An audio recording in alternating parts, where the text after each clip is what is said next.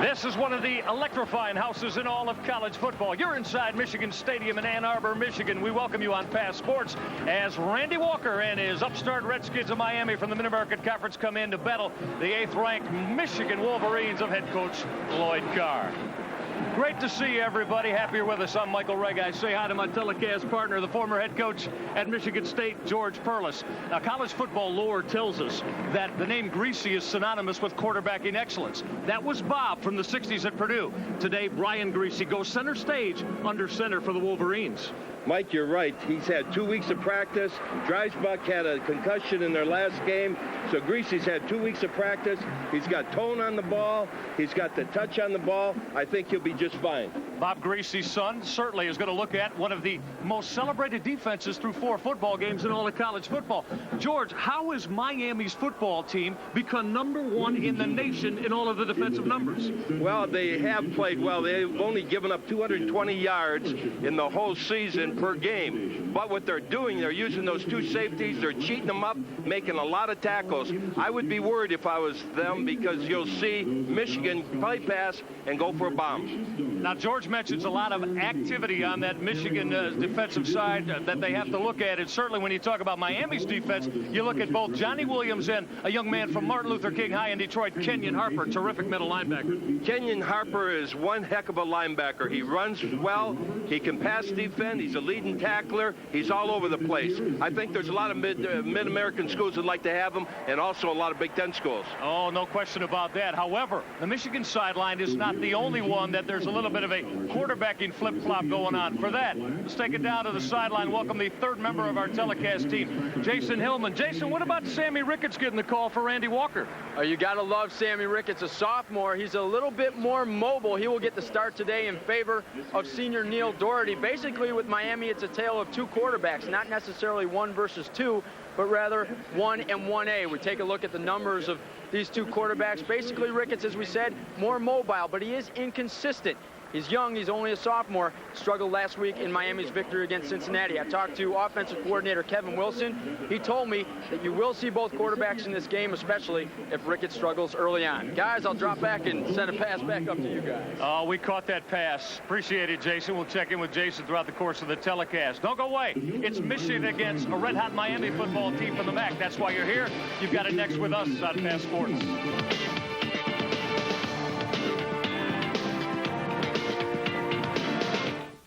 Their illustrious histories, Miami's Redskins and Michigan's Wolverines get set to go at each other on the gridiron in college football. You're inside Michigan Stadium, the house that Lloyd Carr has rocking as his Wolverines now ranked number 8 nationally and at 4-0 through the first 4 in 1995. Randy Walker in with his Redskins of Miami. This guy's done it all down in Oxford, Ohio. Played for Dick Crum, played for Bill Mallory, went away to earn his stripes, and now he's back as head coach at his alma mater. Jay Feely's got it all teed up at the 35, and we're underway. Eric Henderson, the senior speedster, going to take a knee a couple yards deep. One of those non-returnable bombs from Jay Feely. Lloyd Carr loving to see that from the beginning of his special teams. And Sam Ricketts now to try to operate Miami's offense. Ricketts got his baptism under fire in 1994, engineered a huge win over Ball State toward the tail end of the campaign by leading them on a touchdown drive to beat the Cardinals. And now it's Ricketts' opportunity after the starting quarterback, the senior Neil Dougherty out of Cincinnati Moeller, went down. You see the Ricketts numbers. What Randy Walker is trying to do is trying to get a little bit more proficiency juiced up into that pass game. Dylan McCullough is the tailback in motion. Jeremy Atkins on the roll right. Ricketts want to put it up right away. Threw it a little bit too short for his intended receiver, Tremaine Banks. So Banks ran that out cut, and Ricketts left it a little bit short at his feet. It'll bring up 2nd and 10 from the 20. Let's take a look at the offensive line for Miami. Mark Soroka, Mike Bird on that left side. Matt Cravens has big shoes to fill. He's got to take the place of Jeff Shabbat, who Walker called the best in the business. Gene Guidry is the leader of this offensive line, and Chris Rhodes at the right side. Dylan McCullough will tell you about him. Excellent tailback. Damian Vaughn, Tremaine Banks, Eric Henderson, and the tight end is Eric Beverly. On 2nd and 10, this is Dylan McCullough. First call of the contest. Going to get swarmed down on by Glenn Steele, Trent Zenkowitz, and Jason Horn. 3 tough guys in that Michigan defensive front. That's a slant play, Mike, where they try to outrun the defense, but you're not going to outrun Michigan's defense. They're too lean, they're too fast, they're too good. Those are some great athletes on defense. That play shouldn't work all day. Dylan McCullough, the senior out of Camel Memorial, came in here as we look at Steele, Zenkowitz, Horn, and Joaquin Fizel. Very, very strong defensive front 4 for Michigan. Elston, Irons, and Sweat, the linebackers. 3rd down and 8, slant route right on the money as Sammy Ricketts on that 3-step drop drilled it into Tremaine Banks. A line to make the 30-yard line. Banks about to the 32. We take a look at Tremaine Banks go to work. Good move by he off the Ricketts delivery. Well, this is a good pass for them to throw. They're in zone defense, so the backs are off, and there he stinks it in there. So Ricketts, after leaving his first pass attempt to Tremaine Banks a little bit short, got him on that hook up there for 10 in the first down. Dylan McCullough at the tail. Motion out of Eric Beverly. This is McCullough on the call. Left the football. Michigan's got it. Charles Woodson. Woodson on the pickup of the McCullough fumble to the 34-yard line. So the Wolverines, who continue to show defensive prominence early parts of football games, come up with the Miami turnover. That's why you can win games on defense. They're going to give them field position here on the 34-yard line. That's how you win championships. You don't drive the ball game after game, 80, 90 yards. Look at this. Now, that was just carelessness by the ball carrier, having the ball head high there where somebody can really slap it out. Brian Griese now in the Michigan offense to go to work. Charles Woodson had the interception against Memphis, now on the fumble recovery. Motion from Mercury Hayes. Griese going to go upstairs right away. All kinds of time. Get Hayes underneath. The senior out of Houston, Texas, down to the 29-yard line. So a quick gain of 5 for Brian Griese as Lloyd Carr gets him going through the air right now. Mike, that's brilliant on Lloyd Carr's behalf. I was hoping he'd throw the ball the first down to give him some confidence. That's a beautiful job of coaching. You get a new quarterback in there. The first thing you let him do is throw the football. He's got the confidence. Now it doesn't matter. Brian Griese operating this Michigan offense as a replacement for Scott Dreisbach. Bianca Batuka going to cut it back left with Root. Munga inside to the 25-yard line. Johnny Williams, interesting story on Williams that will develop. Came up and knifed him down from his free safety spot. Let's check the Michigan offense as we take a look at it. John Runyon, Zach Adamy, Rod Payne becoming just a dominant center for Lloyd Carr. Joe Marinero, one of the co-captains, the ringleader, and John Jansen, also the big redshirt freshman out of Clawson. Timmy Biakabatuka, who you saw with his first carry. Chris Floyd out of Cooley, the fullback. Jay Remersma, the tight end, and Amani Toomer and Mercury Hayes, maybe in tandem, the best 2 wideouts in the nation that operate together. 3rd and 2 now from the 25 for Griese. Biakabatuka looking to get to the corner. Got knifed down. Johnny Williams over there on the hit as he came up from that free safety spot to make the stick. That's a credit to Miami. They played that very well. Michigan's got speed enough with Biakabatuka to get outside, but they showed strength. You're going to see all day long those safeties making plays, but don't be surprised with the play pass, and you'll see what happens. They'll go for the big one. Good pursuit. Well, Remy Hamilton's going to get a shot here out of the hold of Jay Remersma from the 34-yard line. So it'll be a 44 attempt for Hamilton. He's 5 of 7 on the year. Remy got started in that direction, and it is good. So Remy Hamilton bullseyes from 44 yards away. Michigan gets on the board first with 12:18 left in the first quarter. Wolverines take advantage of a Dylan McCullough Miami turnover. I'll go away. Just getting started out of the big house on pass. Wolverines of Michigan back inside their big house here in Ann Arbor on top of Miami, 3-0. Glad you're with us on Fast Sports. Michael Regide, George Perlis with you. Wolverines picked it up on the Dylan McCullough turnover to Miami. A chance to make some amends for that. Oh, Jay Feely just banged it about 7 yards deep. Feely's legs starting to become a force for Michigan special teams, George. Well, you have a great defense like Michigan has, and then you're going to make them start on their own 20. That's quite an advantage. That was about 7, 8 yards deep in the end zone. Most coaches have a rule. If that ball is 3 yards or deeper in the end zone, go down one knee, take the ball on the 20. There's no use risking getting a fumble way back in here and not getting to the 20-yard line. There's Randy Walker, a guy that you've had a chance to match some X's and O's with in your collegiate career. Yes, we played Randy a couple of years ago when he was just building that program, and now it's a lot further ahead. We'll see what they get on their second series in that offset eye for quarterback Sam Ricketts. Ricketts to put it up. And it batted in the air by big Joaquin Fazell, who almost came up with the interception after he swatted Ricketts' pass right back at his face. He swatted that pass like it was a fly, and then he goes for the interception. This is outstanding defense. You can't say enough about them. They play together. Watch this. And now almost looking for it. He couldn't find it there for a minute, but looking for the interception. That's something. Bat the ball and go for the interception. And Greg Madison has the luxury of getting in so many fresh bodies in this defensive scheme. See the scoring drive numbers. Draw, Elan McCullough. As Ty King rather getting the call on the draw play. Ty King, the tailback kick returner, who last week broke a large kick return for a touchdown that helped Miami beat Cincinnati, gets taken down by another King, Steve King, and then Michigan secondary. I really believe Matheson has 8 defensive linemen that can play, 6 linebackers, and 8 defensive backs. This is 2 complete teams out there staying fresh. It's going to get to be a long afternoon for Miami if Michigan has this kind of production right off the bat. Sam Ricketts does not want to be in 3rd and longs all day long. 3rd and 7 from the 23. Ricketts to put it up. Nobody home. The route was broken off by Tremaine Banks. Ricketts went to the out. Thought that Banks was going out in the out and up. So 3 and out for Miami. Michigan to get the football back. Well, Steele had pressure on him. It's still on the outside. So all he could do is throw it to the sidelines. Either it was going to be reception or an incompleted pass. He was smart enough not to throw it down the middle and get an interception. Amani Toomer waiting in the single safety, standing at his own 40-yard line.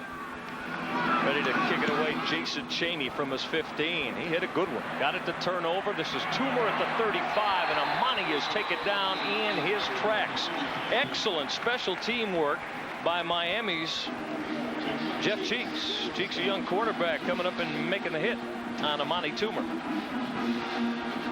The Wolverines of Michigan will get the opportunity for young Brian Griese. Watch a special team work here from Miami's Redskins. Cheeks doing the job. Cheeks comes down and makes an arm tackle. That's what speed does for you, getting downfield. Someone's going to catch it on the sidelines there. They want to hold him up. Brian Griese starts his 2nd offensive thrust of the game from the 35. Off the reverse, Hayes. Double that reverse with Toomer. Needs a block. Amani's got the corner, and look out. Midfield needed one more block and ran into Tim Biakabatuka. Wolverines showing double reverse for offensive coordinator Fred Jackson. Fred Jackson, Lloyd Carr. It's been a long time since I've seen a double reverse. People want you to open up the game. They want to see a lot of excitement. They want to see the ball thrown. They get tired of people running the football. There you got it. Double reverse. I'll bet there isn't 10 of them run this year in the Big Ten Conference, and there you just saw one run to perfection. Tamunga Biakabatuka down there trying to throw blocks for Toomer. Got tangled up with Amani. We might have to give Tamunga the tackle on that. 1st and 10 for the 49. Griese wants the whole bundle to Hayes. Hit him on that number 9 inside the 20 on that deep post cut down to the 16-yard line. That is a 33-yard hookup from Brian Griese to Mercury Hayes. Mercury Hayes got that solo coverage. Watch this tone on the ball. You want to talk about velocity. Look at this. That's a great throw. Beautiful throw, reception, wide open down the middle. You can watch him grow. Watch Griese grow right in his tracks now with this confidence. 19th reception of the year for the senior Mercury Hayes. Biakabatuka threw a huge hole off that right side. Did you see Joe Marinero and John Jansen blow that crevice for the junior out of Longueuil, Quebec to step through?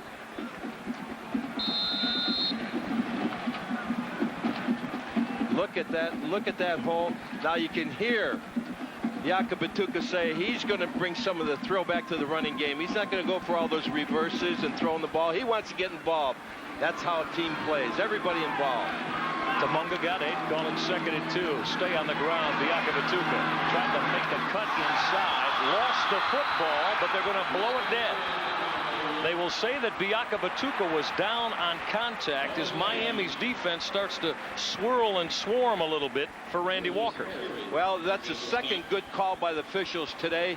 Steve Pannon, the referee, making a good call. Their officials are on top of this ball. The first play of the game, the one that was thrown in the ground, some people thought it was caught. It was a poor throw. There's another one. The ground cannot cause a fumble. It doesn't matter how it happens.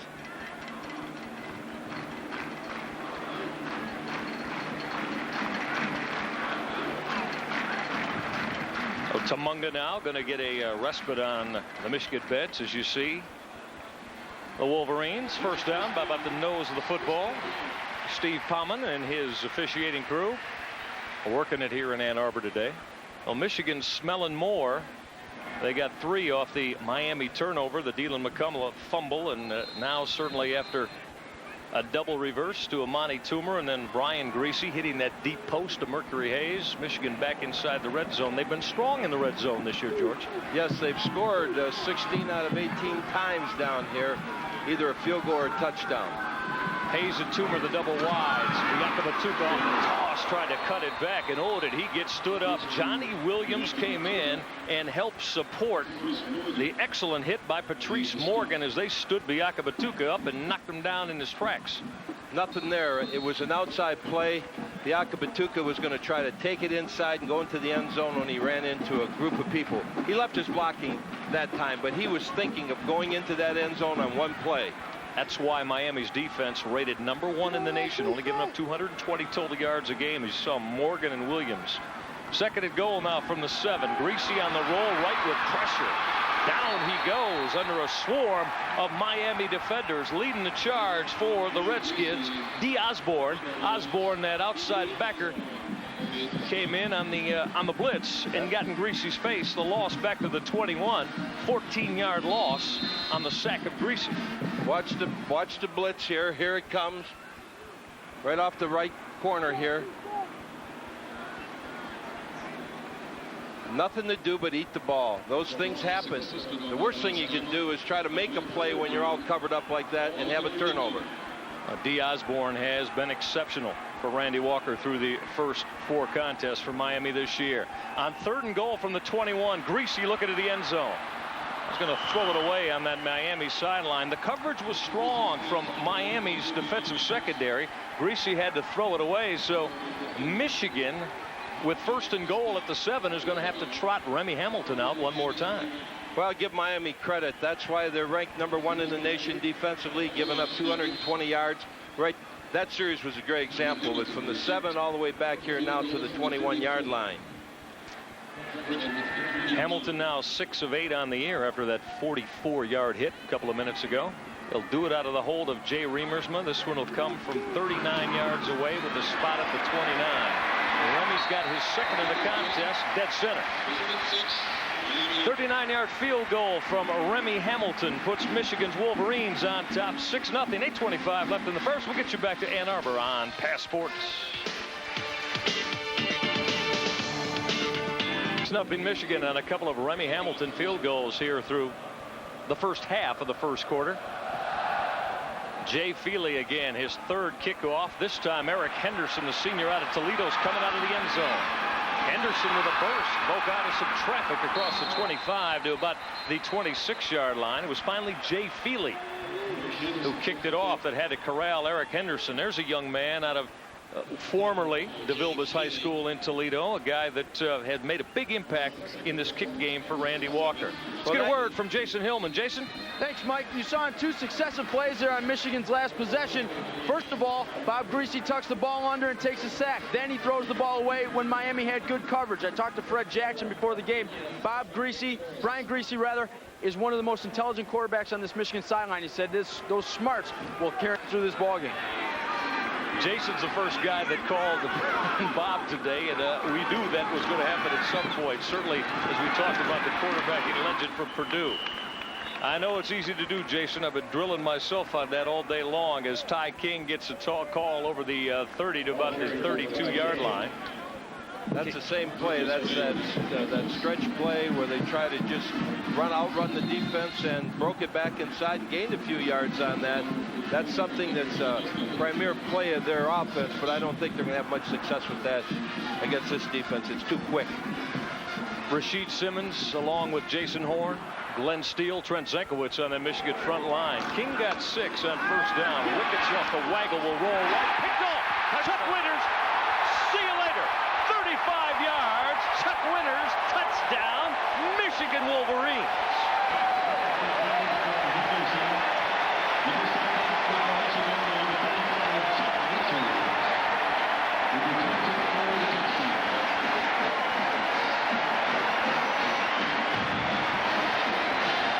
He gambled out of his free safety spot, and Chuck Winters, after making the transition from the free to the strong last year, George Perlis, plays this extraordinarily well. Bootleg, you got to give a lot of credit there to the defensive line who kept him intact there. They're losing the interception, now strong enough to break away.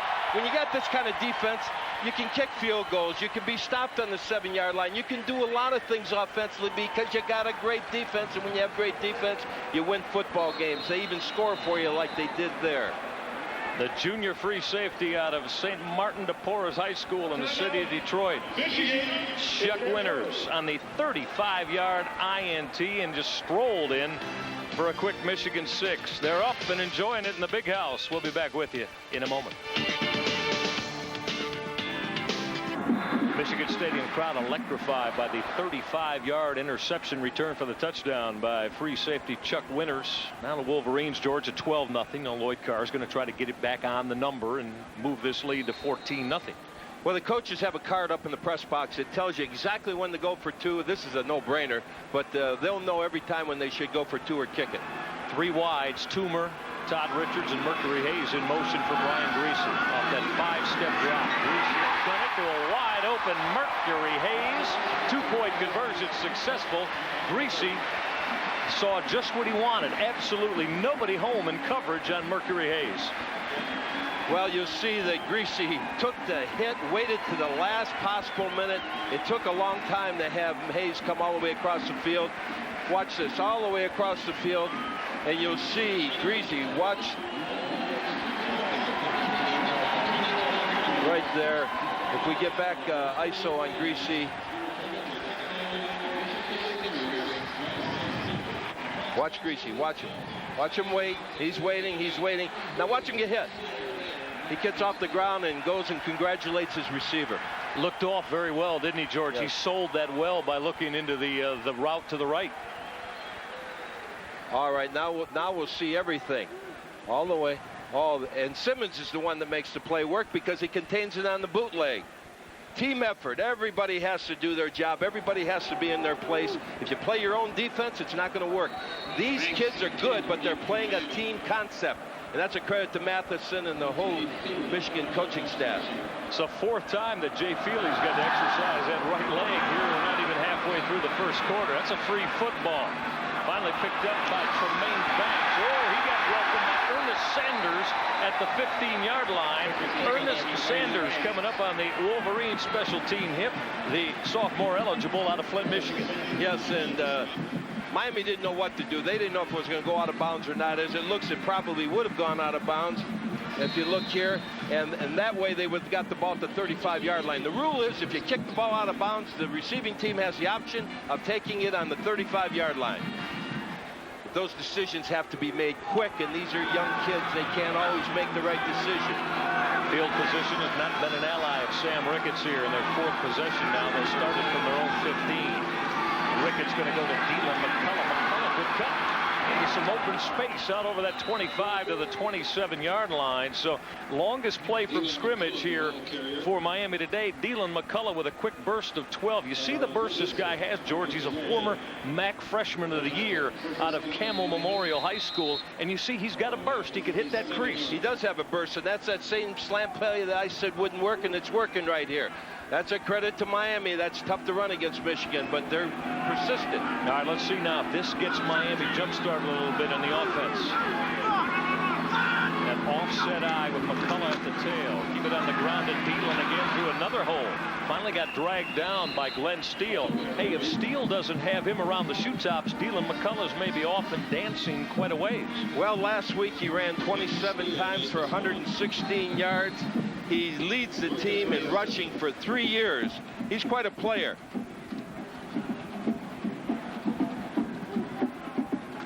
Don't forget, Mike, he's had 17 100 games in his career, which is something that's cherished, I'm sure, by him and that whole team. Oh, yeah, I've seen a lot of them, George. And so this guy's a quality back, one of the many that Miami has had down through the years. Workhorse, but he could not shake the tackle of Michigan's Glenn Steele. Steele, so very, very disciplined in his technique. That third-year sophomore out of Lagonia, Indiana, already with 3 tackles for loss this year. Well, Steele's a big kid, 6'5", 271. Another one of the players from Indiana. You'll see that Michigan has quite a sprinkle of Indiana football players on their team. Yeah, they've hit the Hoosier State real hard in the last couple of years. They hit everybody real hard. They hit me real hard. Oh, spoken like a guy that had some recruiting battles. On 3rd and 6, a middle screen. Dieland McCullough struggling to find that first down stick up at the 38-yard line. Not going to get there. Miami needed 7. They got 4. That's what you call winning football. The idea is to make them punt the ball. If they need 7, you give them 6, you win. If they need 15, you give them 49, they win. That's a head football. That's not original. That's Chuck Noll.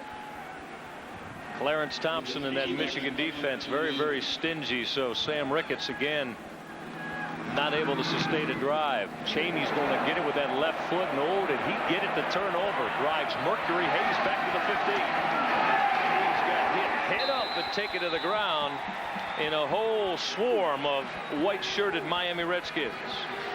Well, there's another example of special teams, defense, keeping them in the ball game at least within 14 points. King last week returned a punt for a touchdown to win the game. Right here you saw 2 punt coverages that were excellent by the University of Miami. Michigan on top 13-0 as Mercury Hayes gets a little bit of a gingerly stroll to the Michigan bench. Take a look at that senior wideout. He came in with the 18 catches already. Have picked up a couple of today. Caught that deep post route from Brian Griese and the 2-point conversion. Hayes eye-popping almost 23 yards of reception. Griese operating the Michigan offense from the 21 on 1st and 10. This is the true freshman out of Cass Tech in Detroit, Clarence Williams, battling his way for 4. Good to see George, because Clarence had that fumble in the Memphis game and now trying to get himself back in the rotation. You're right, Mike. He fumbled on that toss against Memphis and didn't see much action after that. Now he's back in the swing. That's what it takes. It's like having an automobile accident. The first thing you have to do is get behind the wheel, or you'll be scared of it the rest of your life. He's back in the swing. They really are impressed with him. He has the fastest. He's one of the fastest people on their team. Pro set now with George Howell and Clarence Williams for Brian Griese. Setting up that screen right. Clarence Williams cut, and then did you see him lower his shoulder to find that first down stick over the 31-yard line to the 32 before he was taken down by Joel Miller. Your wide receiver at Michigan, George Perlis, you better be able to block. Amani Toomer can. Let's watch him going downfield here. Watch this blocking. Watch the blocking. If you can't block at Michigan as a wide receiver, you're not going to play. They nag at you, nag at you, nag at you. I know firsthand. They drove me nuts. What do your DBs come back to you and say, Coach, get those guys off me? Griese to Clarence Williams. Look at the burst through that crease on the right side. Williams up over the 35 to about the 37-yard line. So the young freshman out of Cass Tech now starting to get the football in successive opportunities. You're right, and he does have blazing speed. But talking about those wide receivers blocking downfield, the defensive back then retaliates. They get a penalty against them, and it's just something that Michigan has done well for a long time.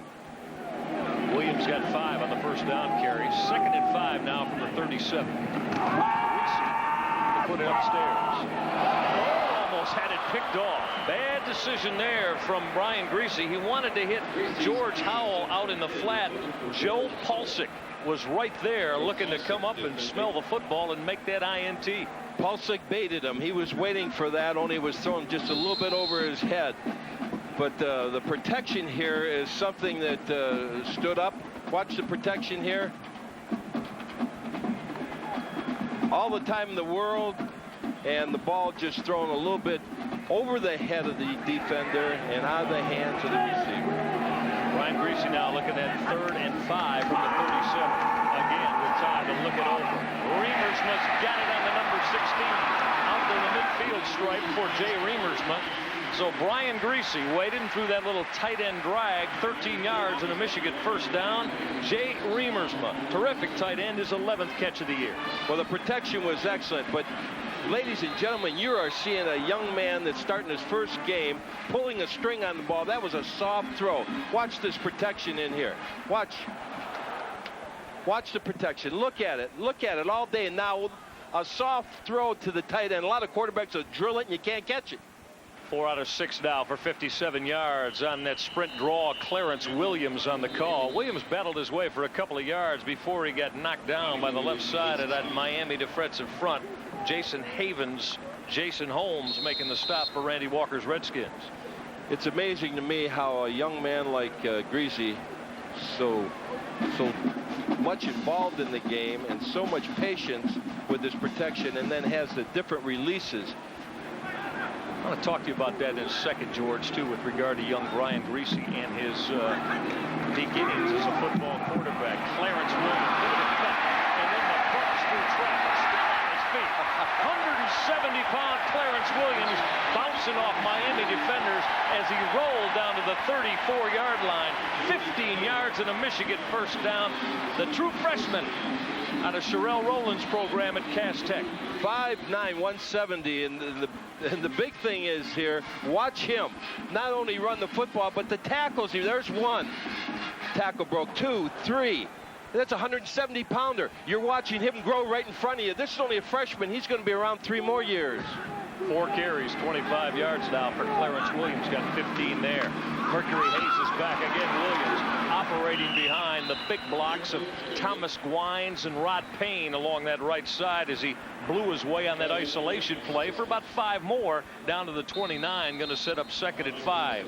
Well, that's called a lead draw. They bring the ball back to him, let the offensive lineman take their defensive lineman any way they want, and give him the ball deep in the backfield and let him cut off those blocks. Very popular play nationally in college football, the lead draw. Saw Johnny Williams there. That hard sticking free safety. 2nd and 4 for the 28. Williams again, toss sweep. Leveled off, lowered the shoulder down to about the 22-yard line. Let's go move the sticks for Michigan. Williams needed 5. He got 6. First down, Wolverines. George, let me ask you about Brian Griese. Now, let's think about this. You grow up going to Don Shula's practice every day with your dad, Bob Griese. You're around the football quarterbacking atmosphere. As a quarterback in making, what more could a young man want, huh? What more role models could you have as Shula and Bob Griese? And the people, those people hang with those kind of people. You remember that this is a young kid that went to camp every day. Had to help 1st and 10 on that inside trap. Big George Howell, the fullback, getting the touch.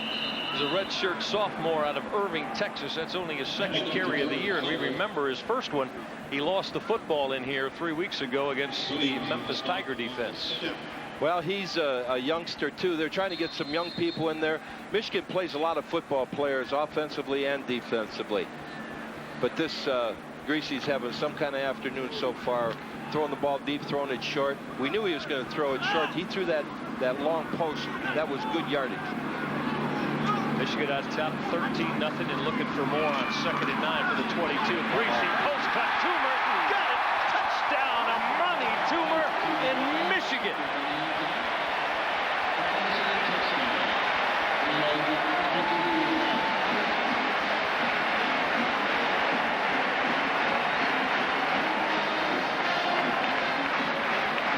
On 2nd and 9 for the 22, Brian Griese had a lot of success with that post cut to Mercury Hayes, went right back at it from the other side. Amani Tuman, 13th reception of the year, first touchdown for the 201-pound senior out of Berkeley, California. Remy Hamilton in to add the PAT. It has been a very, very explosive first 14 minutes plus for Michigan's 8th-ranked Wolverines. Well, ABC better get ready to replace Griese. This father isn't going to miss these kind of games. This is what you live for in life, to watch your kids perform. And this young man is cutting people up. He's throwing this thing deep, short. This is some kind of performance. I wish Bob was here to see his kid. I know how important that is for fathers to see that. Watch this. Pats the ball a little bit right in there. Couldn't be covered. It was man-for-man coverage, and you can't cover it when he's on your back. Throw him perfectly. Here it is again. Dropping back, looking. Beautiful, beautiful pass. And one more time here, you're seeing him in the pocket. Great protection. The protection's been good all day long. And when you have someone that has that kind of a touch, that makes for a long afternoon. Yeah, George, you're right. Not only the pass protection, too. John Runyon, Zach Adamy, Rod Payne, Joe Marinero, John Zanson, Thomas Gwines, and Damon Denson have been blowing some huge holes into the underbelly of that Miami D. Fifth opportunity for Jay Feely to swing that right leg into motion today. He's got Eric Henderson taking a knee a couple yards deep. They only have had one opportunity to return. So Miami's going to go into motion with the offense for Randy Walker again from field position that I'm sure they would like to enhance themselves with from the 20-yard line. Well, you see the Miami coaching staff going over it from the defensive perspective as they look for the offense to get some points on the board. Call is to Dylan McCullough on that isolation play. Dylan took it over the right side up to about the 23-yard line. Brian Griese getting an opportunity to play today, George, because the guy that started the first four, Scott Dreisbach, suffered that unfortunate ligament tear in his right thumb in practice this week. Well, what happened is they had a practice going, and one of the offensive linemen got driven back by a defensive lineman. As Dreisbach threw the ball, he hit the helmet of his offensive lineman and tore that ligament in the thumb. And make sure it's going to be stable for years to come, they put a pin in it. Dreisbach now has to be content to watch Brian Griese operate this Michigan offense. It's going to be the last play of the first quarter as Ricketts gets the footing up, and down he goes under that swarming Michigan front four. Mike Elston came off the corner. Actually, it was a linebacker shooting the gaps on blitzes there. Elston coming from a corner. Jason Horn with a takedown. Jason Horn just so dominant this year on Michigan's front. That is the 8th sack of the year for Jason Horn. We've expired 15 minutes. The ice cream tasting good in the big house at Ann Arbor. Wolverines on top of Miami, 21-0. Don't go away. More coming up on Passport.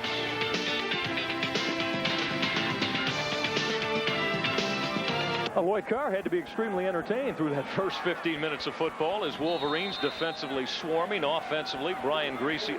George, I actually see a hint, just a crease of a smile on the head coach's face, and you know they're hard to come by for you guys on the sidelines. 21-0 end of the first quarter. I'd smile.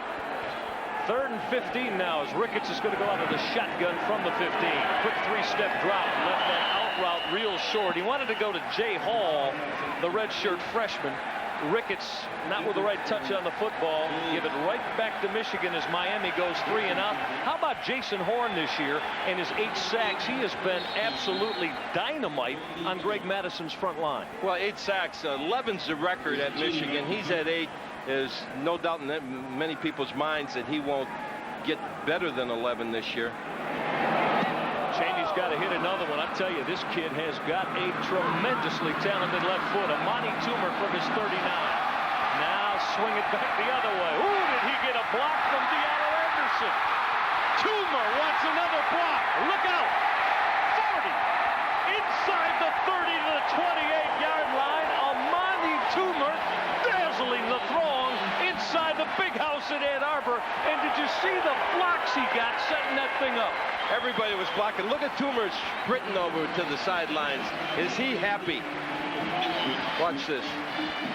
He must have run 50 yards here. He goes to the left, shakes the guy off, coming back. Another block, goes back the other way.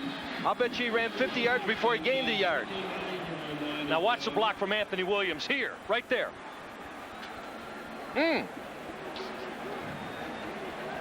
What a return. Right George, back to the line of scrimmage. These special teams people just love to get after you. They love this part of their football team in Ann Arbor. Griese looking for more. On the roll right.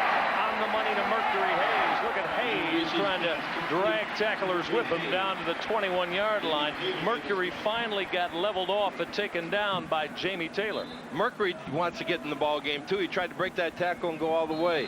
Another nice touch. That was the wide out. Hayes running down, just pushing off and then coming back to the ball. Hard to stop. Watch. And you see Griese chase the ball. That's what the good quarterbacks do. They throw it and chase it. Keep those shoulders square. 2nd and 2 from the 21. The call is to freshman Clarence Williams. He tried to struggle out of the tackle. Williams got caught up with Miami's Brad Carlisle, that defensive end. And what a magnificent story Brad Carlisle is. A young man, George Perlis, that in his 6th year now of playing intercollegiate football or attempting to play, a young kid that Randy Walker calls maybe has one of the biggest hearts he's ever been associated with. Well, what happens is you come into school and you don't register that first fall. You start in the spring and you get redshirted, so that adds up to 6 years. He's 24 years old. It means a lot to him to be able to play this game, and been around 6 years. He's been around as long as the Coach Walker. Coach Walker feels that he's another coach on the field. He's a little bit older, and he's a great example to the other players. But I saw Griese in practice. I thought he threw the ball well, but you never know what's going to happen until you get into a game. He's got 6 completions on 8 attempts, 87 yards and a TD already just at the end of the first quarter. But he's got the touch. It's obvious to me right now he can compete during the game, and it doesn't bother him that people are running all over him. But it is good protection. Lloyd Carr certainly knew that Brian Griese and Scott Dreisbach were in a quarterbacking battle coming through fall camp. 3rd and 1 now from the 19. Keep it on the ground. Give it to Chris Floyd, that sophomore out of Detroit Cooley. The line to make was just inside the 19-yard line. Chris Floyd, who ran the football so well from the tailback spot against Boston College, going to move the sticks for the Wolverines. Floyd, a 222-pound sophomore, and was one of the most highly sought-after young running backs in the Midwest a couple of years ago. You went after him, I know. We did, Mike. We tried to recruit him, and he chose Michigan. He was the #1 player in the city or in the state that year, and chose Michigan. 1st and 10 now from the 18 as Brian Griese in the red zone one more time. Tim Biakabatuka got knocked down before he could get started as Joe Palcic on that Miami defense. Palcic came up from his corner linebacking spot to make the stop. Well, that was a blitz. Both outside linebackers came in. Tim had no chance that time. The outside linebacker was in his face. Palcic was in his face before he could even get to the line of scrimmage. No gain for Biakabatuka. 2nd and 10 now from the 18. Jeremy Tuman, the freshman, in, along with Jay Reamersma. Michigan going double tight end. Tuman on the reception, stepping out of bounds in front of Johnny Williams at the 13-yard line. So Jeremy Tuman, the young man we just mentioned, gets 5 off the hookup from Brian Griese. Tuman just pushing off and coming outside. We call it a diagonal pass. It keeps him honest. If they hug him up too much like this, he'll turn it out and go right back upfield. He got half of it that time. 3rd and 5. 3rd reception on the year for the young man from Liberal, Kansas, is Randy Walker. His football team looking for some defensive answers. Remember, they were the top-ranked defense in the nation. 3rd and 5 from the 13. Griese. Pressure from the backside, and down he goes. D. Osborne chased him. He tracked him, and he pulled him down. This is a quick, very hard-hitting linebacker, D. Osborne. D. Osborne never quit. Griese had his concentration on Tuman in the corner of the end zone. Never took his concentration off that. Protected the football, took a sack. Another field goal. 7-yard sack for a loss from D. Osborne, a young man that had a brilliant first half of this 1995 season. Now, Remy Hamilton's going to come out for his third opportunity of the contest out of the hole to Remersma. This one from 38 yards and then dead center again. There you go. 4 opportunities in the red zone, 4 scores. That puts them 20 out of 22 opportunities in the red zone that they scored this year. That is a very strong 90%. They're liking the point explosiveness here in Ann Arbor today. Michigan on top of Miami, Ohio by 24 when we get you back on Pass Sports. Carlos with you inside Michigan Stadium. Wolverines have certainly shown why they have achieved an 8th ranking nationally in the country as they blow out to a 24 lead on Miami. Eric Henderson from his own 5. Henderson with some room to operate, galloped up to the 29-yard line before he finally slid down. Tyrone Noble leading the secure for Michigan is Eric Henderson, the senior out of Toledo, Ohio, with the kick return for Miami. Well, you see Michigan comes right out every time they're on the sidelines and they take the ball over. They call the play on the sidelines. They don't huddle. They come right out. And so did Miami this time. Both of them using the same technique of calling plays offensively. The first play is called on the sideline. Marcus Ray in at that free safety spot now for Chuck Winters in this defensive series for Michigan. First and 10 from the 29 for Sam Ricketts under pressure. Delivered it in and out of the hands of his tight end. He wanted to go to Eric Beverly, the 255-pound fourth-year junior. Beverly was juggling it. We got a flag that was thrown from the back judge, so we'll wait and see.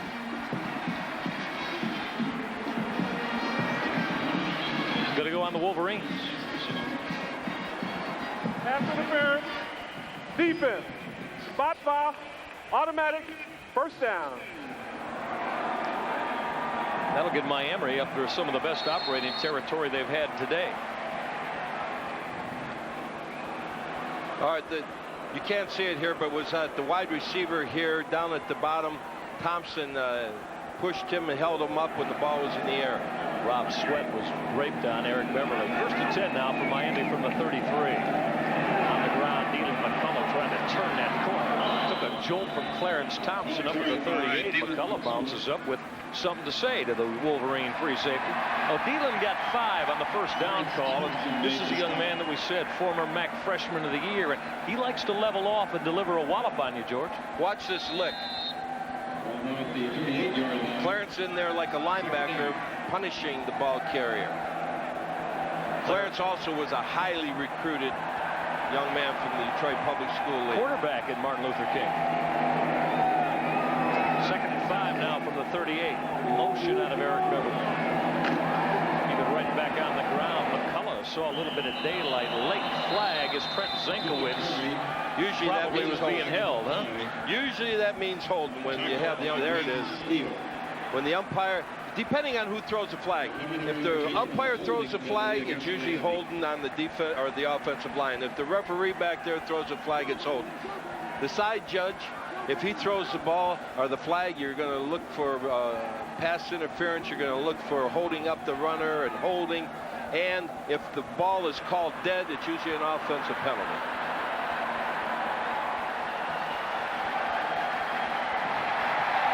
Holding, offense, 10-yard penalty from the spot of the foul, replay, second down. What the fans ought to know from the spot of the foul, in other words, if he's holding 5 yards deep, it ends up as a 15-yard penalty. It's on the line of scrimmage right here. You see the holding there on the line of scrimmage, so it's only a 10-yard penalty. If you hold 10 yards deep in the backfield, it's a 20-yard penalty. The 10 you had back there and the 10 on the penalty. That's something today, Georgia. Miami really can ill afford to be getting into these second and long situations right now. Second and 15. This is when Greg Madison turns that defense loose. Right, and not with Ricketts completing 40% of his passes this year. It's a bad position to be in. Eric Henderson, Tremaine Banks, 2 wides. Beverly in motion. Look at Clarence Thompson on that corner blitz. Jared Irons will take down Ty King. Got some help from Glenn Steele. We see that so much. Clarence Thompson has showed a lot of corner blitz from the field side or the boundary side, and they'll flip-flop them once in a while. Yes, what they like to do is go out there like they're pressing the wide receiver and then try to time it up with the cadence and hit it right on the run, which he did that time. Jared Irons Daddy Gerald of Oakland Raider and Cleveland Browns, linebacking fame out in the Woodlands, Texas. Leading tackler on this football team. 3rd and 13 from the 30. Pressure on Ricketts. Got it into the middle on the money to Eric Henderson.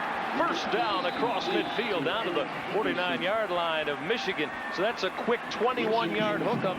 Eric Henderson, the little one out of Toledo, he thrills the fans with his exploits. You see it right there down in Oxford, Ohio. You can see this. Watch the hole down in the middle here.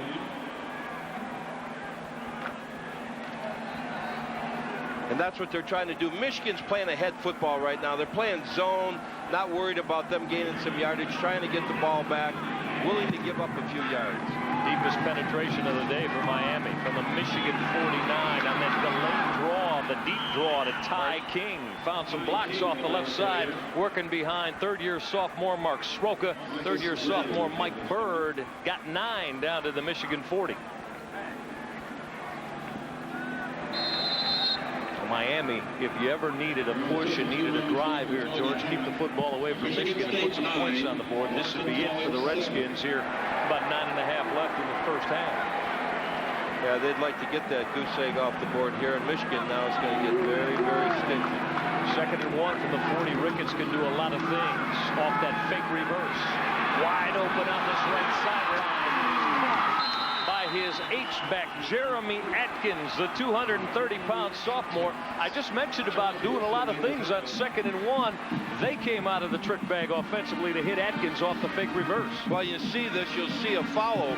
Watch the H-back go behind the wide receiver. The wide receiver clears it. You'll see him coming the side here, and here we are. That's a tough pattern when you have both people running down the same lane. One breaks off inside, the other one drifts downfield. Michigan's defense now looking at Miami in their red zone for the first time in this football game. First and 10 from the 19. Ty King trying to make the cut. He ran into big Jason Horn. Horn, that defensive tackle, the man who has recorded his 8th sack in 1995 already. Horn got some help from Trent Zenkowitz and also from Jared Irons. Well, that was the same thing. They were trying to run a lead. He can break it back anywhere he can. He tried to break it back behind the nose man, and there was Jason Horn. Now, this is a Michigan defense that has only allowed 20 points in the first 3 quarters in 4 football games. 2nd and 9 now from the 18. Ty King on the call. Trying to get to the corner. Ran into Charles Woodson. Woodson got some help from Marcus Ray, but you just gotta love the way Charles Woodson plays football with the enthusiasm that he brings to this program. Freshman. His freshman year here, goes through the blocker and makes the play. Watch this play. Watch him go through the blocker. And now makes the play. Head in front. The reason they want the head in front is so he doesn't break a tackle and go down the sidelines. If anything, he's going to break the tackle and have to cut back into where the pursuit's coming from. Good look from the young man from Fremont Ross. Followed a former Michigan Wolverine great from that program here. That would be Rob Lytle. 3rd and 8 for the 17. Ricketts through that cut. The coverage from Clarence Thompson. Pass is incomplete.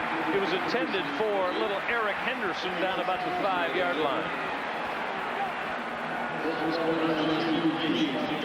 Well, they're going to try to get on the board here and get rid of that goose egg and keep that from staring at them the rest of the game. Try to get on the board with one of the most proficient field goal kickers in all of Miami history, Chad Seitz, as you look at Scott Dreisbach. Seitz hit one to win it for the Redskins at the gun earlier this year. It'll be from 35 yards away. You see the leg, but it faded on it. No good.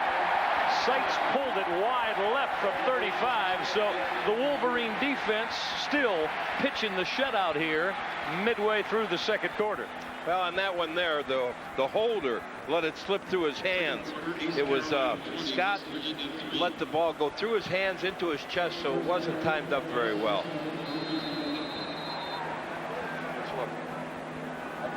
You mentioned Chad Seitz came in here certainly with one of the most proficient legs in the game. He caught it right up by his face and went through his hands. It wasn't smooth, and then threw the timing off.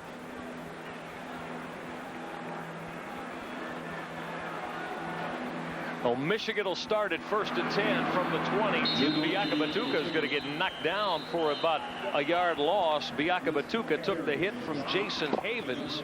Oh, Havens was the man that made the penetration. He got the first hit on Biakabatuka. Timmy's having a rough time running the football against this Miami front today.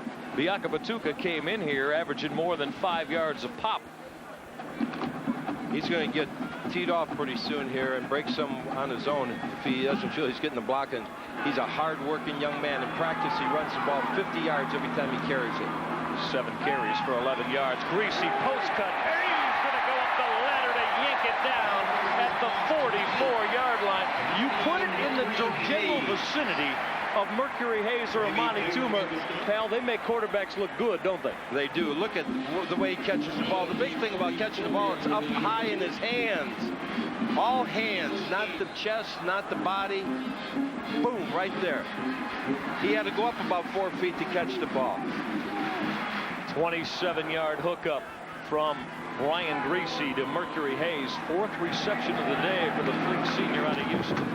And that counter tray, Tim Biakabatuka, nothing there. Ran into tough going as he crossed the 45. Give Tumunga about a couple. Call it 2nd down and 8. Johnny Williams up on the stop for that Miami defense along with Brad Carlisle, that 6-year performer. Biakabatuka hadn't gotten on track yet today. Not yet. I watched him close in practice Tuesday and Wednesday. They're just working on running the ball. He gets it and goes downfield 50, 55 yards. A hard-working young man. He'll get it. He keeps plugging. He'll get a big one. Tuman and Hayes, the wides, but Brian Griese 2nd and 9 from the 46 off play action. Comes off his route. Wanted Hayes, but Reavers instead underneath. Big tight end will gather it in close to that Michigan 1st down at about the 45. Notice, George, that Mercury Hayes ran that deep square, and I think that's where Griese wanted to go. Looked off his route, came underneath. That was the 2nd receiver. You're absolutely right, Mike. Watch him get back here, looking downfield. It's a play pass, going for the big one, hoping those safeties are cheating up. That wasn't there. Came out to his next receiver. Griese was sitting right there waiting for the ball. 2nd grab of the contest for Jay Reamersma, the big senior out of Zeeland. Look at Griese. That's outstanding. A wonderful presence today on 3rd and 1. Biakabatuka got that 1st down as he lowered the shoulder. Going still tough off that left side. He followed the block of George Howell. Also got Zach Edemy out there to give him a push. 1st down Michigan to keep the drive alive. The hit made by Miami's Ernest Perry, a ball-hawking strong safety for Randy Walker.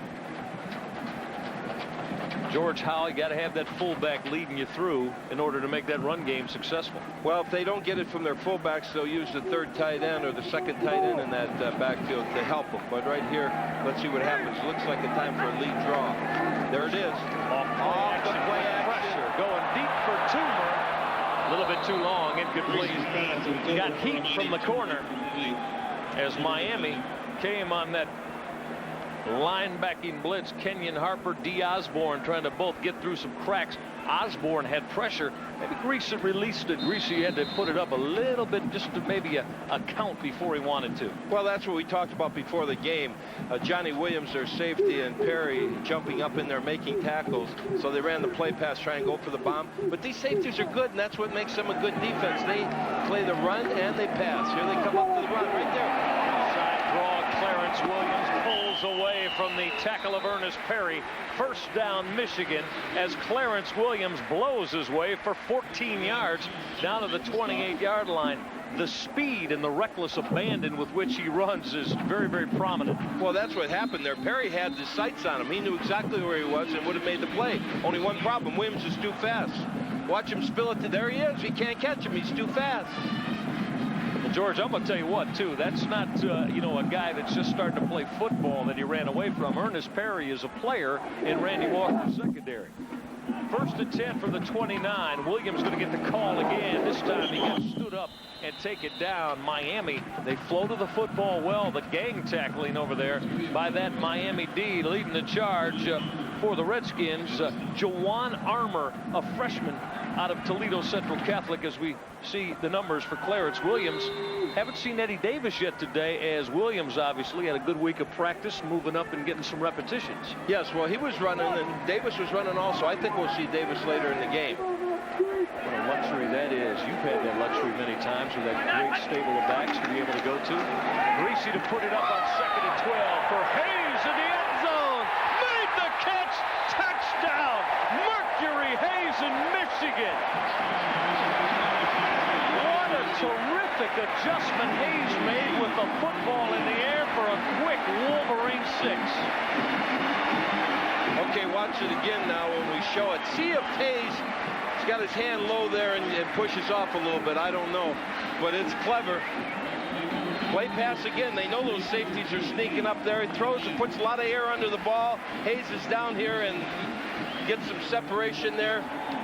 Their defensive back is yelling pass interference or offensive pass interference. I don't think so.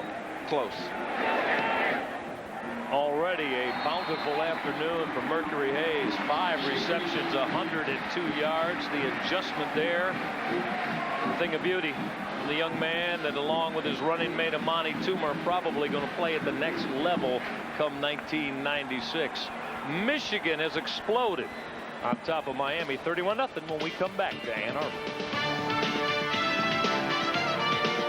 31-0 Michigan's Wolverines. For the 6th time in the first half, Jay Feely is going to swing that right leg into motion. He has got his work and then some. A touchdown shot from Brian Griese to Mercury Hayes. Griese has been dazzling in his Michigan starting debut. Feely's going to leave it up short. This is Ty King from the 11. King trying to get into some open space. Ernest Sanders with a takedown for the Wolverines special teams, the 3rd-year sophomore out of Flint Beecher. Ernest Sanders kept his outside position, and the ball carrier came right to him. All right, here's Hayes, isolated, coming down all the way. See right at the end if the defensive back has any problem here. Yeah, a little bit.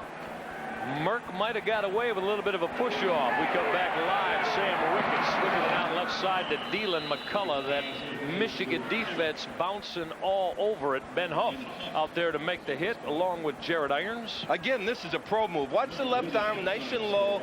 All we need is a separation. Separation ball. Yeah, it was a bit of a dodge. That's a Sunday move. Are you trying to tell me that you can get away with that on Sundays, maybe with more repetition than here in this game? Keep it low when the ball's high. The official can't see both spots. There's the inside stuff that you only get from Coach George Perlis here on pass. Miami, 2nd and 8. Dylan McCullough with a call. McCullough swarmed on by the maize and blue. Let's take it down to the sideline for the word from Jason Hillman. Jason, what about the Michigan defensive thing? They're trying to get some things squared away? Thanks very much, Mike. You saw Jason Horn on a nice play up front right there for Michigan. It's a motivated defensive front because Greg Madison, the defensive coordinator, was all over his front line for Michigan after the last Miami series, which ended up stalling with that field goal. So watch the front four for Michigan particularly, see if they play fired up right now.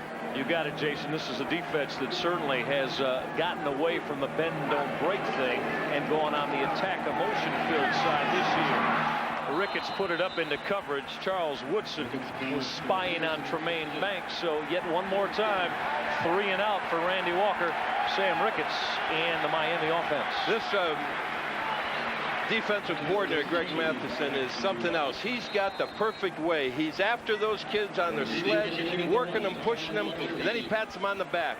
They like him. He's going places. He's an excellent coach.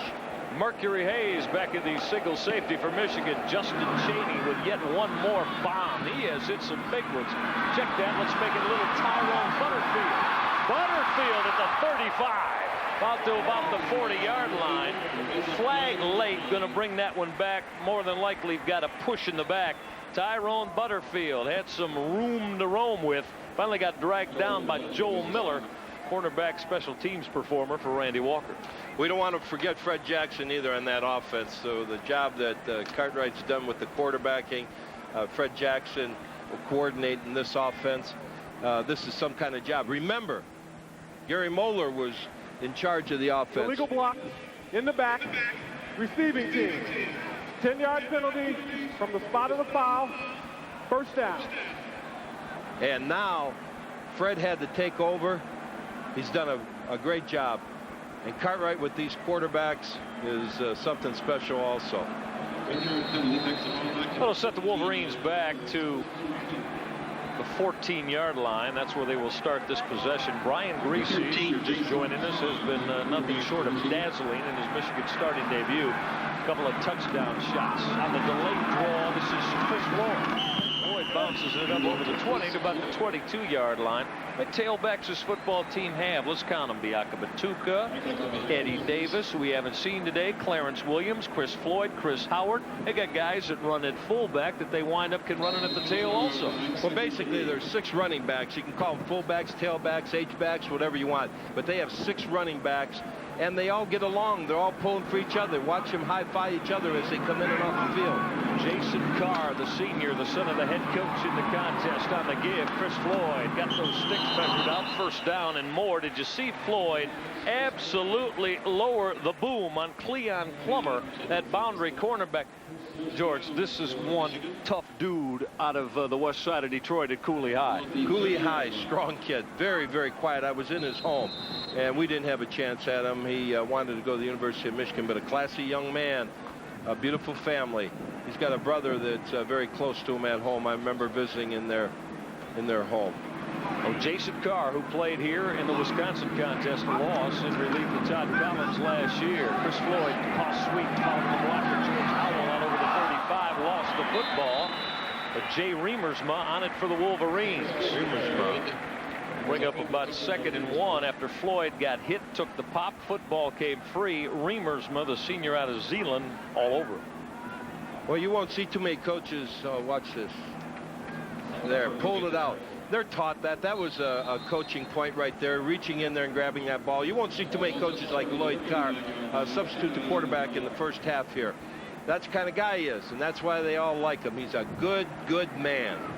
Jason Carr now with 1:05 left in the half, operating the Michigan offense. Oh, Chris Floyd took a stick. Johnny Williams out of Cleveland, holy name, who started his career here as a linebacker for Randy Walker. Good look at the young man that, George, you don't see many linebackers move to free safety and make the kind of contributions that Johnny Walker's made to this top-rated defense. But Johnny Walker is a problem for me. How can he know when they're running and not get burned on the play pass?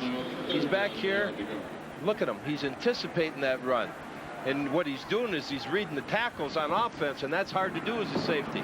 3rd and 1 now from the 31 after the stick from Williams. Chris Floyd, first down for Michigan. It will stop the clock momentarily. Floyd got 5 out to the 44. We'll be right back to Ann Arbor on Pass Sports.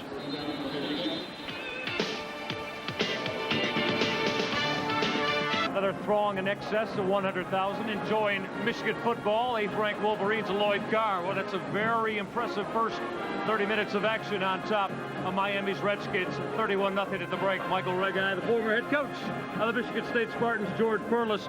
George, we've talked so much this year about Michigan's defensive concept under Greg Madison.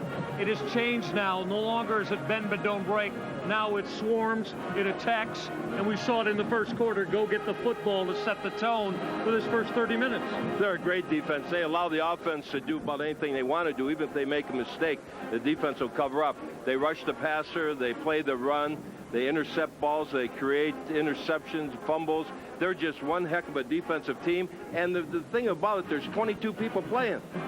In ringing up the 31 points in the first half, Michigan faced a Miami defense that is number 1 in the nation. They've only allowed 220 total yards per game in 4 contests. How about Michigan putting 256 yards and 31 points on the board?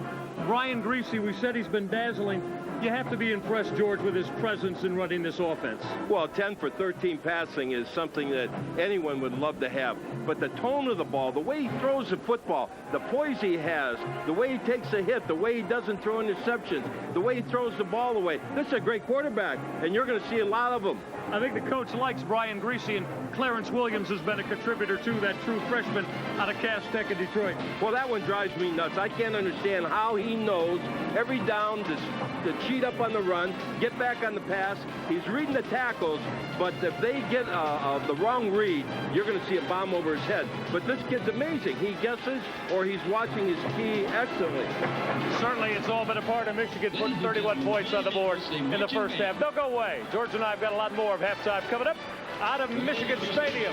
Michigan on top by 31 at the break on Fast Sports. First 30 minutes of football shows the Michigan Wolverines trying to improve on their 8th rank nationally. They lead Miami of Ohio 31-0. Good to have you along on pass. Michael Regide, George Perlis. It started early on. Michigan defense. Chuck Winters, a beautiful play. Reading Sam Ricketts takes the INT for 6. That's a big-time interception. See, all these kids go high for the ball and catch it with their hands. They don't rely on their body. They've got good hands, and that's the difference. Gave Michigan a 14-0 lead in the first quarter, and then it was time for Brian Griese to look at Amani Toomer on this post cut, hit him right on that number 18. Beautiful throw. He had the defender on his back, Toomer did, so there was no room for him to come in without interfering. The ball was right there. Perfect pass. 21-0 early second, and then time for Mercury Hayes to go to work. Oh, Hayes, if you see this, watch his left arm now as he gets a little separation there, we like to call it. Some people call it offensive pass interference, and some people call it separation. That one was separation. Touchdown for Mercury Hayes. You know, he had 2 certainly in that big win over Virginia in the fourth quarter. Taking a look at the numbers, and as I told you, look down on the Michigan side, the total yards of the first half. George, Miami only allows 220 per game. Michigan with 256 in the first half. Well, that shows what kind of offense they're having today, and a lot of the credit goes. The only thing that's different is Griese is hot. Let's get the word from Jason Hillman. Jason, what'd you find out from the coaching staffs as you chatted with them at halftime? Well, tell you first of all, from the Michigan standpoint, they're thrilled with Brian Griese, and they're content with the first half he had. They're going to keep him on the bench and say, Brian, you had a great first half. Why don't you just enjoy this? On the Miami side, Kenyon Harper out of Detroit Martin Luther King. He is thrilled to be playing in this stadium, period. Win, lose, whatever. He was motivating his troops on to have some fun in the second half. Oh, yeah. Amani Toomer with the kickoff return to start the third quarter of play. Amani and Mercury Hayes. We'll have to see how much work they get in the second half. So Toomer came up over the 20-yard line. Michigan will start at their own 20. Here's the huddle on the field now. You can see them on the field calling their first play. They're going to run on the field, no huddle, get right to the line of scrimmage and run the play. They do this every down. There they go. No need for a huddle now. The officials don't like it. They want to get you out on the field, and they're yelling and screaming and so on. But the offense gets out there and lines up. The reason you have Griese out of there, too, don't forget, with the Dreisbach hurt, you got to keep him. You know Griese's good. You got to keep him for the rest of the season. No use having him in there. Now, but Brian Griese is going to get the call to start this second half. He runs that slip screen left. Amani Toomer with a lot of room. Toomer on the cutback finally got knocked down at the 40-yard line. So Brian Griese comes out to start the second half. Jason Holmes finally ran him down, and that right off the first play of the third is a 19-yard hookup from Griese to Toomer. I don't think you'll see him in there too long. They're going to save him for the rest of the games, and they have a pretty good lead here. What they don't want to do is lose that momentum, and sometimes when you do change a little bit early, you do lose that momentum. But Carr's not the type of guy to run it up. Monty Toomer, big day for the senior out of Berkeley, California on that draw. Eddie Davis, first call of the afternoon for the Michigan tailback, the senior out of Martin Luther King. Eddie got 4 on his first tote out to the 44-yard line. Eddie's a guy, George, that is so very patient, great team work ethic and attitude, a guy that knows that there are young running backs on this ball club that have to get the football also. I'll tell you, if I was in business, I'd look at Eddie Davis as a graduating senior and find a position for him. He comes by every day I'm at practice. Hi, coach. Hi, coach. Personality plus, never says a word. Gotta love it. 2nd and 6 from the 44. Davis with a football, trying to find a crack as he cut it back into the middle.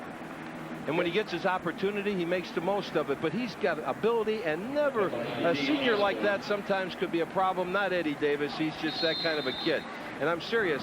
People that are looking for young people. Here's a kid that's graduating, a senior, and he's the kind of person that any business would like to have. Speaking of guys that are leaders, how about Rod Payne, that offensive center? We'll talk about him in a moment. You see him out over the football.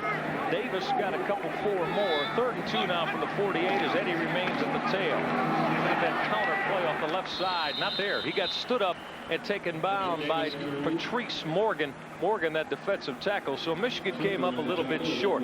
Mention the middle in the trench of Michigan's offensive line. You don't get any better than Rod Payne and Joe Marinaro. No, those are two big-time leaders. Good size, but not too big. They can move. They can. Payne is a center that they compare with some of the great centers they've had here. Tremaine Banks, Steve from Miami. Steve Everett certainly the last in the long line of centers. First time that Nate DeLong has had to boot the football away today. Tremaine Banks got swarmed under as he crossed the 15, about the 17-yard line. Michigan special teams: Woody Hankins, Mark Campbell, Mark Bolash the long snapper, down making the stops along with Sam Sword. Remember now, this is when Michigan comes to life in the second half as compared to other teams for one main reason. They play a lot of people. They're fresh. You can see a little bit of shrinking here. Here's Dougherty coming in here now as quarterback. They're going to let him have a shot at it. He doesn't move that well anyhow, and he has a foot, so he's going to stay in that pocket most of the time. Out of Cincinnati Moeller, Neil Dougherty on the call to Dylan McCullough, ran into Jared Irons, and then look at the maize and blue run to the football. Irons stood up McCullough first as he crossed the 20-yard line. Oh, Dylan got about 3 in that first half. McCullough, who's looking for another 100-yard plus day today, George, only 37 yards in the first half. Jared Irons, Rob Sweat. We just showed you Marinaro and Payne. How about these two blue backers? They are that, and they are the focal point of this Michigan defense. Well, look at the stats there. Solo tackles 24 and 22, and the assists totals 39-29. Big numbers. 2nd and 7 for Neil Dougherty. That quick 3-step drop. He gunned it to the right side. Jeff Hall said I had the football sitting on my backside. Did not get to the proper call that he wanted from the official on the side, so it goes incomplete. Hall slipped down, and Ricketts delivered the football a little bit low. You can see he's got a good arm. Now, Dougherty's got a 47 completion average, which isn't that good, but he's definitely a pocket drop-back type quarterback, and they're going to see what they can do with this. You're going to see some sacks in the second half if Dougherty stays in there because he doesn't have the ability to escape. Len Steele, Trent Zekowitz, Jason Horn, Rasheed Simmons at Michigan front. Neil Dougherty again throws a quick 3-step drop out route. Put it on the money this time, close to the first down. Pass was caught by Tremaine Banks, the 180-pound fourth-year junior for Miami. Charles Woodson up on the stop. What a lick from a defensive cornerback. Stopped him right in his tracks. Good throw, though. You can see Dougherty has a 4-year starter here at Miami, Ohio, and is the career passing leader at Miami, Ohio, and that takes in a lot of people. He's got a good throwing arm. Can't escape.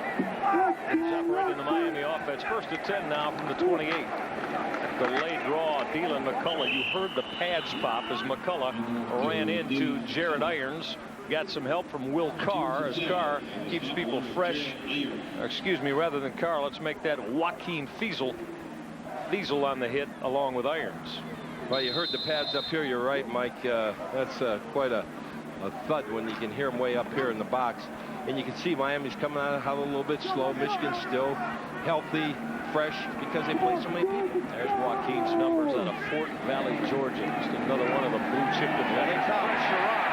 Jason Horn had Neil Dougherty wrapped up, got the football away, and completed it to Jeremy Atkins, his sophomore H-back in the flat. Horn had his sights on Neil Dougherty. Isn't this something?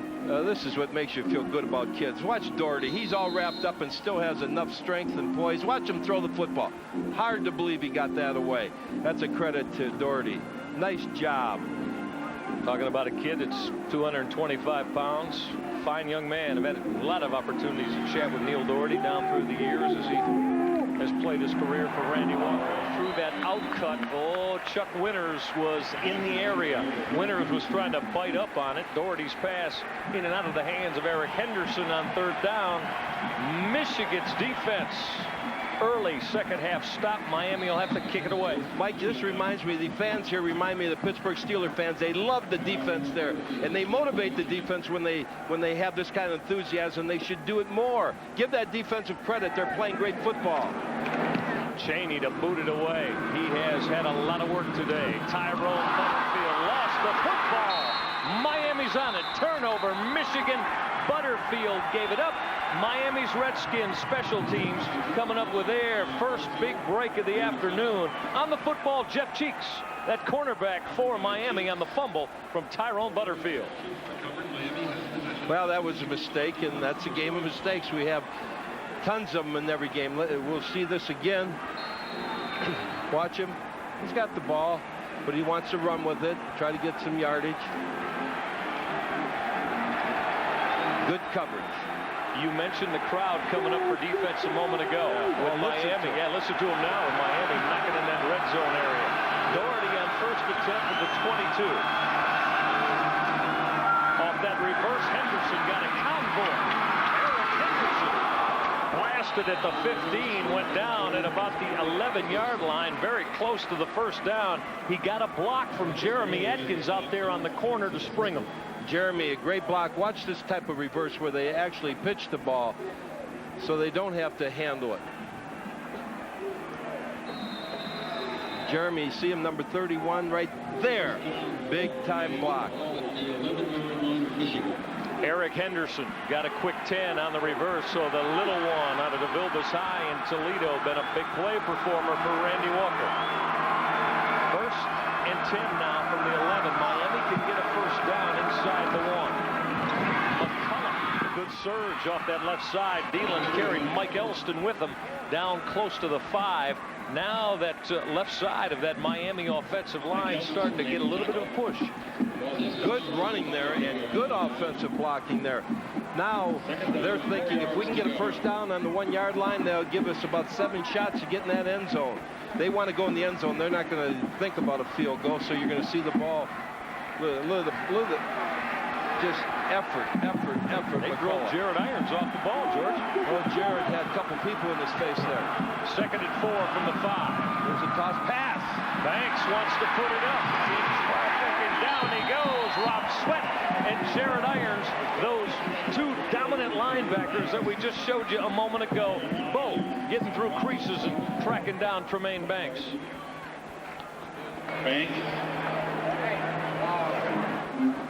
Here's the end zone replay of this. Look at it. He wants to throw the football. Halfback pass. Michigan's alert. Woodson, a freshman out there making his coverage, looking for the toss. A loss of 5. 3rd and 9 now is Tremaine Banks. Wide left. Timing route. Wanted to go inside to Jay Hall. Had it partially deflected. Dougherty looked inside on that quick slant, the timing pattern to Jay Hall, and Dougherty had a Michigan defender get a hand on it. I'm telling the fans, if you don't believe it, I've seen it in Pittsburgh when the defense got that kind of motivation. It got everybody excited. The fans helped the defense. The defense doesn't get that much credit at times, and you people making the kind of noise you make really fires them up. Chad Seitz did not hit in his only opportunity of the contest, but he has, as we talked about, one of the talented toes in college football, 7 of 14 on the year. It'll come from 27 yards away, and it is good.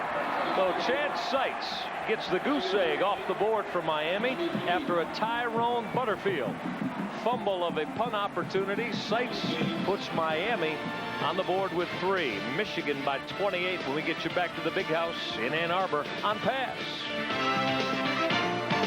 Inside Michigan Stadium in Ann Arbor, Wolverines have been scored upon for the first time today. Chad Seitz registering 3 for Miami. Wolverine lead now at 4 touchdowns. And of course, Lloyd Carr, I would imagine, not, although this ball game certainly has gone all his way, not liking to see a special teams breakdown that just cost him those 3. No, he'll point that out to the kids, and they'll get better next week. Short. Clarence Williams from the 10. Williams went to a knee, so says referee Dave Payman. At the 12-yard line, he was back with Charles Woodson. Williams and Woodson, 2 true freshmen back returning that kick. Williams and Woodson coming together, and it cost Williams a chance to move the football forward. Oh yeah, good call. Good call. Officials right on top of it, and that's what we need. He was trying to make sure, he was worried about fumbling that ball after the punt was fumbled by his teammates, so They're going to start back here on the 12-yard line then.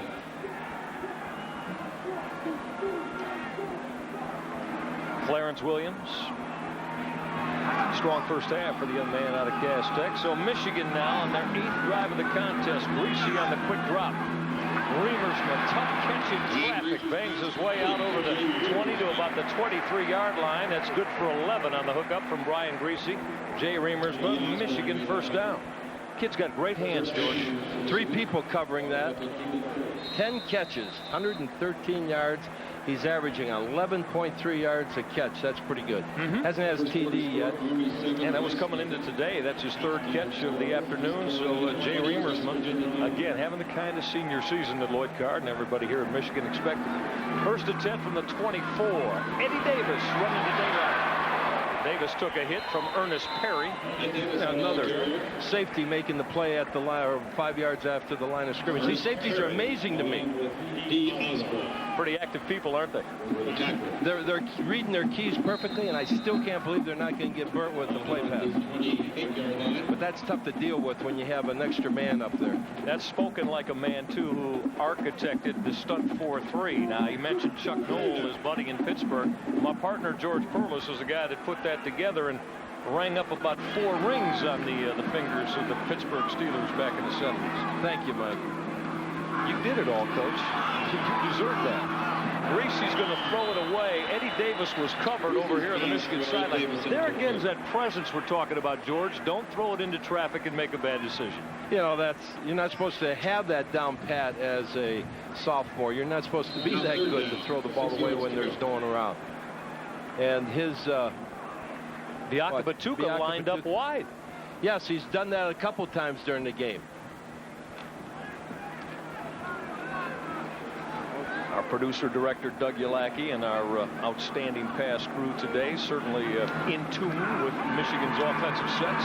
Griese gunning into the middle. Now, that time he threw into some traffic. Amani Toomer couldn't handle it. Crowd wanting a little bit of a bump on Miami's cornerback, Cleon Plummer, the boundary corner. Any contact you saw there, George? No, I think he had the position on Toomer. I don't think there was anything wrong with that. That was a good call again by the officials. Griese probably like to have that one back. That was taking a little bit of a chance there. So the Wolverines' 8th drive of the football game does not produce any points. Paul Peristeris fumbled the snap and had it blocked. Blocked into the hands of Michigan's Diallo Anderson, who picked it up and came out to about the 30-yard line. So now 2 special team breakdowns for the Wolverines. Peristeris just seemed to mishandle the snap from Mark Bolash. And he got his opportunity, and that's what you always say: when you get your opportunity, take advantage of it. First things first, he'll be coached. They'll tell him Monday, first things first, you got to catch the ball before you can kick it. And a lot of times when you're young like he is, as far as experience goes, not that he's young in school, experience goes, you're trying to kick it and you're not thinking about catching it. Jamie Taylor, Randy Walker's cornerback, playing special teams, coming up with that block. So first attempt from the 29. Miami will go to the ground. Dylan McCullough got wrapped up by Joaquin Fazell. See the big fella. Oh, what a talented athlete this young man out of the state of Georgia is going to be. You mentioned the last time we were together, George, about Fazell, Simmons, Jared Irons, Woods, and Thompson, all blue chip recruited people. Well, they were. When I looked at our chart when I was putting it together for these games, it's amazing how many of these kids that we wanted and everybody else wanted that picked the University of Michigan. It's got a lot of talent. So that's a credit to their recruiting. Dougherty on the quick drop. Now he's flushed out. Threw it away on this Michigan sideline. He was looking at Tremaine Banks in his route, but Michigan had the pressure on Will Carr. Will Carr, one of those defensive tackles. He, Jason Horn, Trent Zenkowitz, Glenn Steele, that rotate for defensive coordinator Greg Madison. And they're fresh. People coming in and out all the time. That'll carry them over. Miami's Redskins, 3-1 on the year. And they are entering Mid-American Conference play again next week. They're 1-1 on the year. They've got Bowling Green, Toledo back-to-back. It'll be a crucial set of a couple for Randy Walker. Dougherty in trouble. Glenn Steele Steele's got him. Suck time. Glenn Steele and the Wolverine defense. How about Steele? He saw him throw the ball last time. He was wrapped up by Horn. This time he was going to hold his arms, and he went down pretty hard. Steele was going to make sure he couldn't unload the ball that time. Third sack of the year, first of the day for the third-year sophomore out of Lagonier, Indiana, Glenn Steele. This is what you hate. You hate to see any kid laying on the ground like that, being injured. These, no one could ever explain it right, what these kids do, how hard they work, how much time they put in, how much they love to play, the contact, the bumps and bruises that they go through. This is America, though. They're beautiful kids. George, when you're talking about people coming off blocks like Glenn Steele just did, a lot of that, we'll get into that in a second, as Randy Walker and his medical staff have to attend to a fallen Redskin. No, go away. We'll come back to Michigan Stadium in Ann Arbor. All Wolverines, 31-3. Don't go. Unfortunate circumstance for the senior quarterback Neil Dougherty from Miami's Redskins. George, he had the foot problem, had a pin inserted in that after injury in the Northwestern game, and again today it comes up not wanting to do the job for him. Well, that's too bad. You can see he has talent, but look at how his foot was in the ground and twisted down. It certainly isn't anything that was intentional. It's just that that foot was very, very weak. And he's not that agile. Anyhow, with the foot problem, he can't move, and you knew that he was going to be in trouble as far as getting sacks in this game, especially in the second half when you're down by 28 points and they're teeing it up on any second or third down. He had the torn plantar muscle in the right foot. As we said, it happened in Evanston, Illinois, against Northwestern. Randy Walker, certainly with a lot of admiration and respect for Neil Dougherty, as we talked about, George, a young man that has gutted it out through injury during the course of his Miami career. He's a fifth-year senior out of Moeller High School in Cincinnati, and many of you will recognize that program too, like Massillon, Washington, and Canton McKinley, one of the top programs in all of high school football. Well, Dougherty's used to playing with the best in high school, and then he has an opportunity to play here in Ann Arbor at this beautiful stadium. It's about every kid's dream to have this opportunity, and so you understand why he wants to play, and you understand the enthusiasm he has about playing, even if he isn't 100%.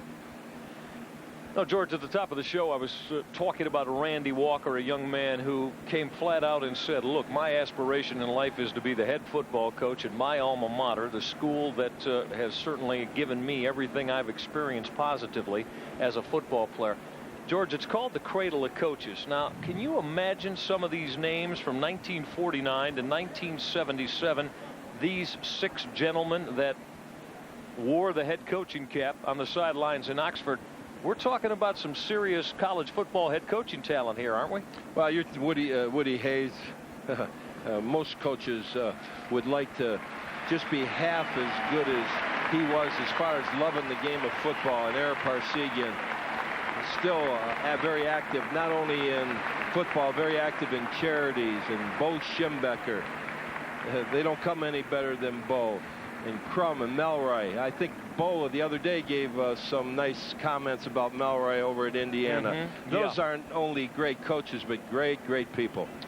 Randy Walker played for Bill Mallory and Dick Crum. What's the word on Neil Dougherty down on that Miami sideline, Jason Hillman? Mike, you mentioned the injury he had to his right foot earlier in the season. It does not appear to be the same foot. His left shoe is off. They have some sort of cast on that left foot at the time. We're going to check into it and find out exactly what the condition is with Neil Dougherty, but a tough break for the senior from Miami. Jason, you stay away from taking those kind of hits down there. I don't want to see you try to pad up in this one now, all right? So Neil Dougherty being carted off, and certainly the Michigan crowd appreciative of that young man's efforts for Randy Walker this afternoon here in Ann Arbor.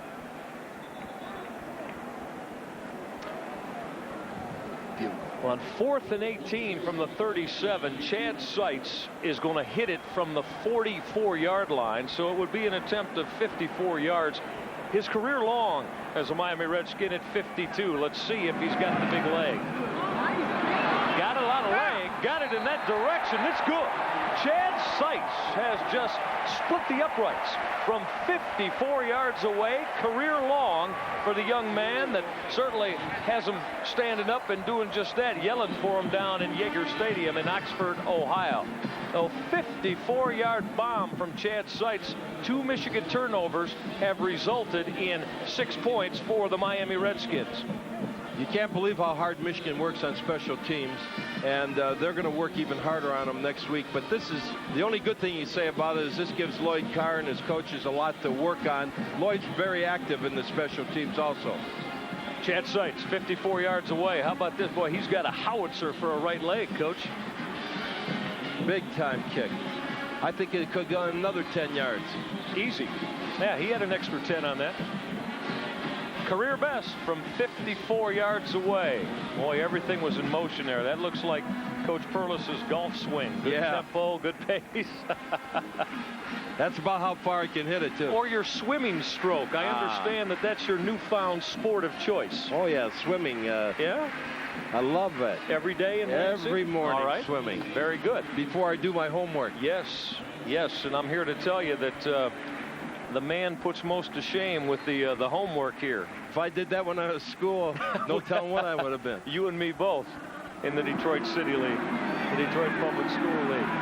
At boot driving, Amani Toomer way back about 5 yards deep into the end zone. His buddy Mercury Hayes says, let's not come out. So the Wolverines will try to get this offense geared up. And it is going to be Brian Griese again who is going to come out. We're 6:09 left in the third quarter. Griese has taken every snap with the exception of the final series at the end of the first half.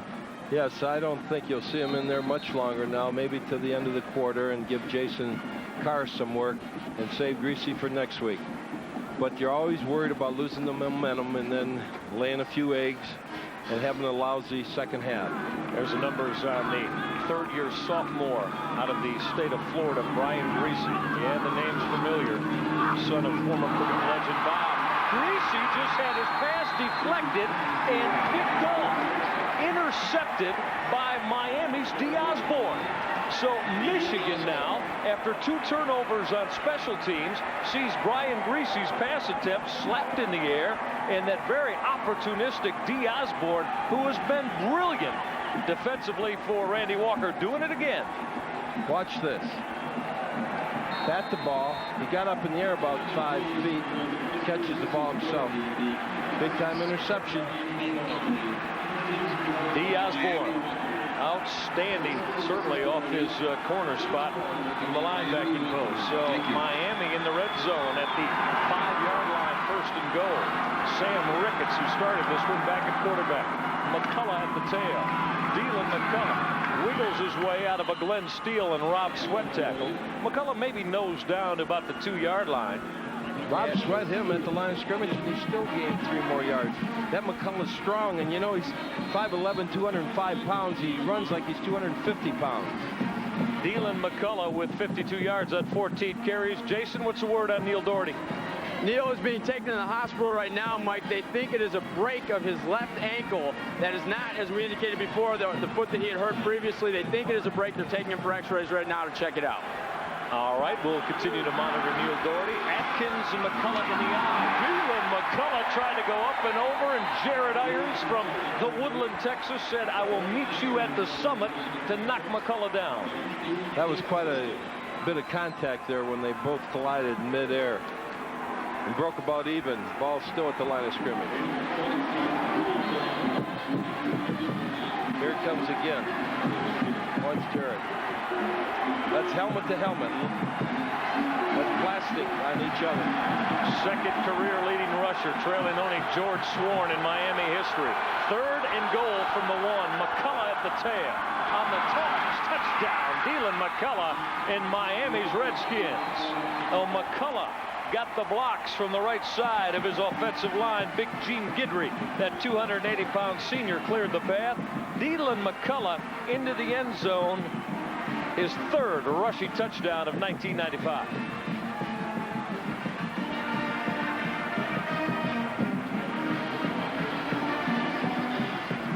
Off the D. Osborne interception of Brian Griese.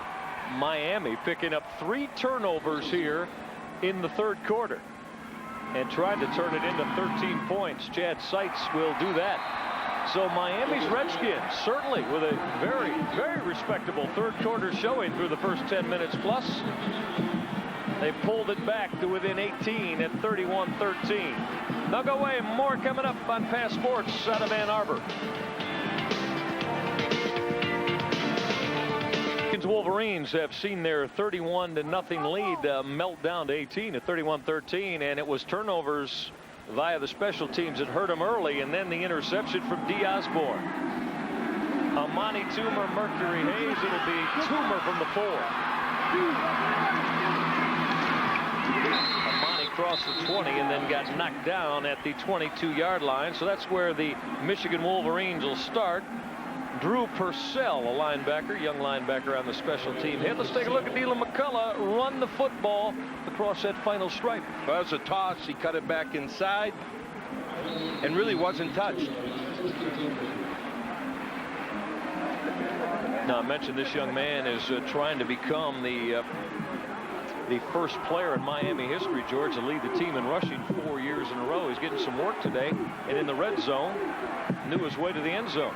Strong running back. Well, Lloyd Carr going to look for a little bit more consistency now out of his Michigan offense. He'll keep that football on the ground.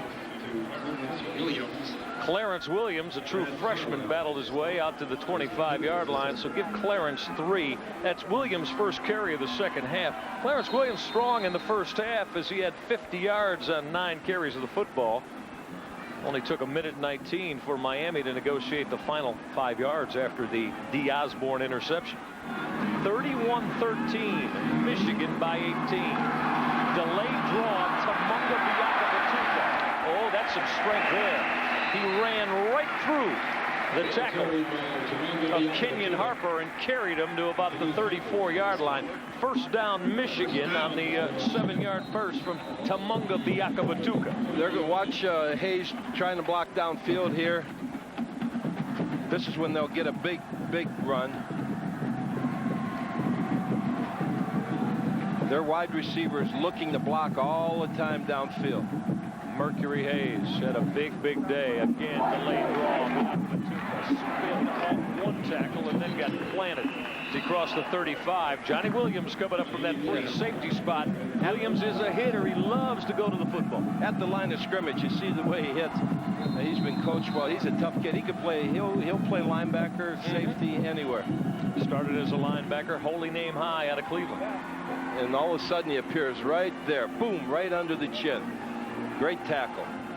Give Biakabatuka 3.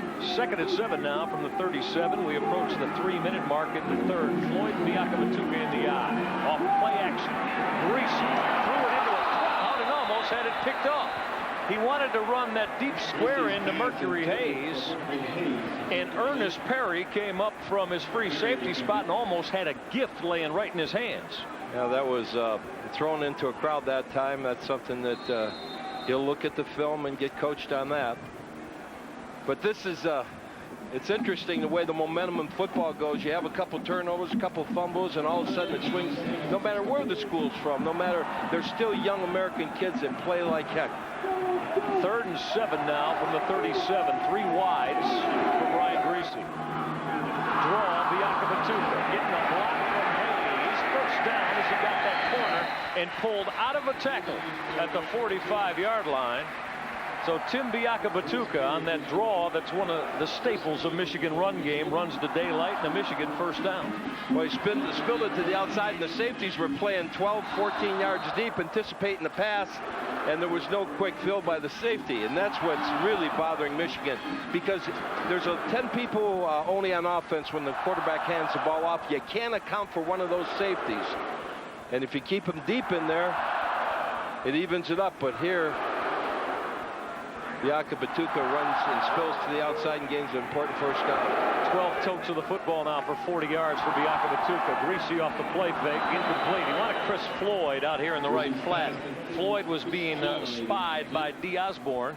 Osborne on the coverage. Griese now has missed his last 5 attempts, says our man with all the numbers, the Miami of Ohio graduate, Ron Glassnap, who takes care of us with the mathematics up here in the booth. Last snap feels a little bit better now, Coach. His ball club got some points on the board. Oh, yeah. Second and 10 now from the 49. Draw Biakabatuka. Running through a crease and a couple of tackles inside the 45. Running hard. Biakabatuka north-south. Level the shoulders off and be productive. Again, the safeties were anticipating pass, and they were back on second down. That's interesting to look at the depth of the safety before the play. So he gets through the first group here, and there's no safety filling the hole. On running downs, those safeties are right up there. Rod Payne out over the football for the Michigan Wolverines. Joe Marinero, Zach Adamy. Safeties are up there now. 3rd and 2 from the 43. Off play action. Hayes on the post cut. Off his hands, incomplete. It was there. They got just what George Perlis was talking about. They had 8 people in the box. Maybe Griese checked off and went to that. Hayes a little bit too tall for him, incomplete. He could have checked off, but you saw 8 of them sitting up in there. That was open, a little bit high, but very catchable, very catchable. Here we are. Hits him in the hands. He caught one earlier like this.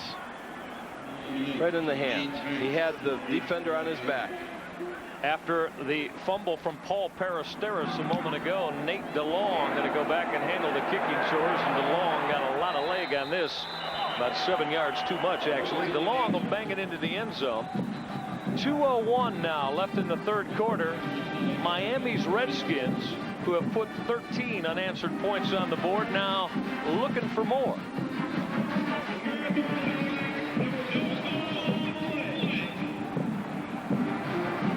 Well, the official had a flag down on the play and ate it. That's always nice to see a good group of officials not afraid to say they made a mistake and eat the flag. No penalty. George, what you have to be very particularly impressed about with Randy Walker is that down 31-0 at the half. Obviously, he told his ball club, we're going to go out there and compete and play for 30 minutes. Some good things will happen for us. We can get right back in the football game. Right. Didn't you leave his game plan? Come on, McCullough running to daylight. McCullough is broken free. Midfield. Marcus Ray will finally chase him down at the 43-yard line. So Dylan McCullough make it the 33-yard line. McCullough with a burst of 47 yards. Just like that, now maybe going over the 100-yard mark. Very, very close for Dylan McCullough. There he goes. Shoots through that line. Good blocking, and then puts the burners on all the way down the side. Here's a kid that's had 17 100-yard games in his career, 3 in a row this season. Make it 18 now as he's at 111. Ricketts throwing that post cut, laying out for it on that hash mark. He wanted Jay Hall. Led him just a little bit too far. It wasn't very catchable. Close. So Dylan McCullough right now at the 100-yard barrier on 17 touches of the football in the run game. So that gives him 18 times, 4 in a row this season. They don't look now, but Miami put 7 on the board here, and they're really right back in the football game. They go on that delay inside. Ty King got knocked down by Will Carr. Jared Irons stepping up for that Michigan defense. Now the Wolverines, this is how fast it can turn, George. You get stagnant a little bit, and turnovers will always allow another football team that is pretty much been beaten back into a ball game. Well, a couple muffs, a pass interception, that really makes the whole game change. You're lucky when you have a big lead like this and this happens. 3rd and 11 out of the shotgun. Ricketts. They got screen left set up. Ty King with room. 25. Inside the 20. Still on his feet. Late flag inside the 10. Steve King pulled Ty King down, but that one is going to come back. Oh, and it's going to negate a beautifully executed screen left from Sam Ricketts to Ty King. Well, you got to feel there's someone made a mistake on that play. You had a blitz going, which means that the backs are covered man for man. And when the back blocks and then releases for a pass, normally if you're covering...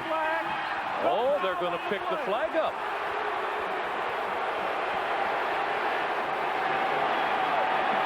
That was a blown coverage. There's no one on him. Normally, when you're blitzing, you have to play man coverage. That's a bad time to have a screen. It worked for them because of blown coverage. Again, the officials eat the flag. That's not easy to do in front of 100,000 people, but that's the way it should be. How about Miami's battling Redskins? First and goal from the Michigan 9. Inside a minute left in the third. They're looking for more.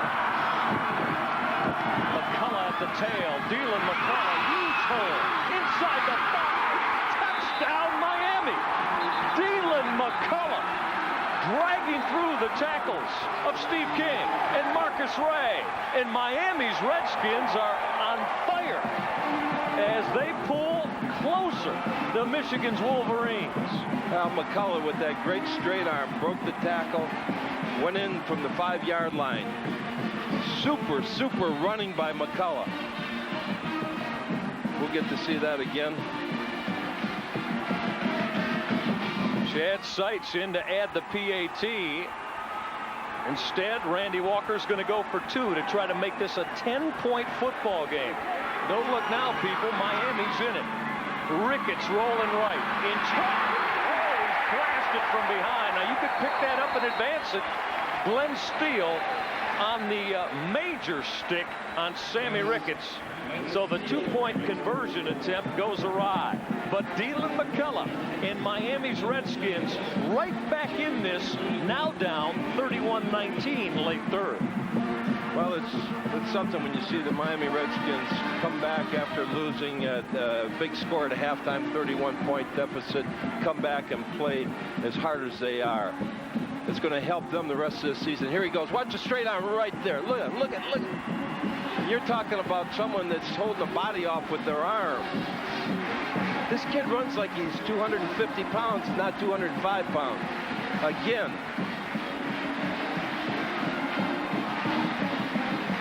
The strength and of that's Dylan tough. McCullough. Woodson's an excellent tackler and just pushed off with a straight arm. Here's a watch all the way from the outside here. Here comes Steele. Wow. What a lick. Lucky he got up. Lucky Ricketts got up after that. Well, Michigan's offense going to try to gear it back up as John Scott hammered that kickoff out of bounds at the 21-yard line. So now Michigan's Wolverines with an opportunity to try to get something happening again offensively. I think it's going to have to be the offense, George, that picks this football team's momentum back up as they've been stunned with a 19-point haymaker here in the third quarter. Well, they're coaching them on the bench now. They're all over them. Jason Hillman with a look at Michigan's Joaquin Fizel. Jason?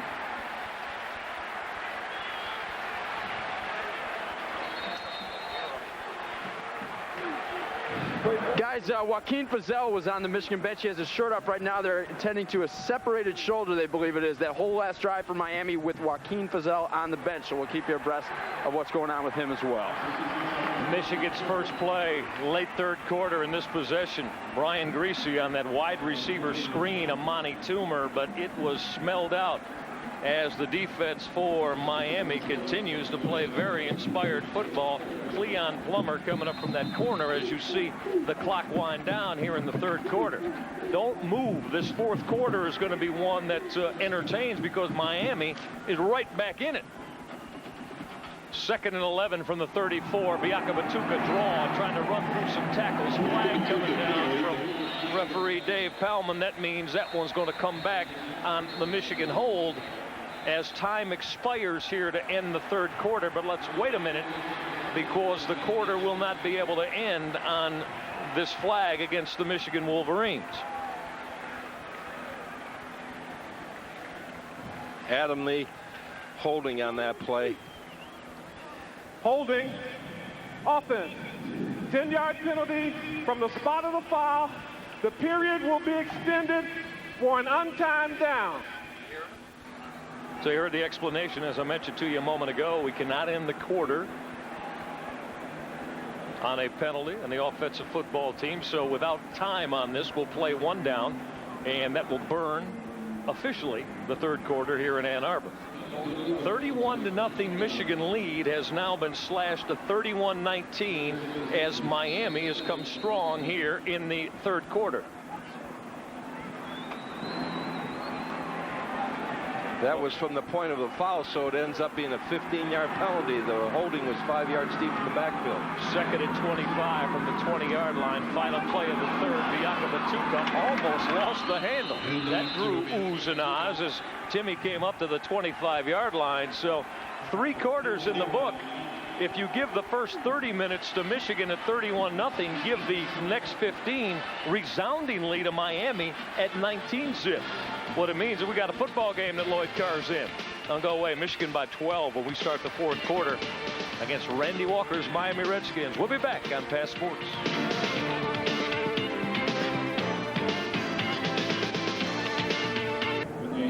And welcome back to Michigan Stadium. Joining me right now is former Wolverine Chris Hutchinson. Chris, you played in the Moeller era. I imagine as a Wolverine it has to be very gratifying to you to see what Lloyd Carr's been able to do with this program and get it back. It definitely is. You know, Lloyd's a great guy. Everybody really loves him. You know, everybody that I played with, and we had the utmost confidence. I'm just glad to see that, you know, he's been able to have a team that had so much success. And that's why this program is so strong, guys. We've got guys like Chris coming back to see his team play. We'll send it back to you. Brian Griese and Jay Remersma tried to hook up on a 3rd and 20. It was right there, but the pass fell incomplete through the hands of Remersma, which means Michigan's going to have to kick it away. So the offense unable to produce. The defense going to get a big test because one more Miami scored, and they'll be wanting to batten down the hatches here in Ann Arbor.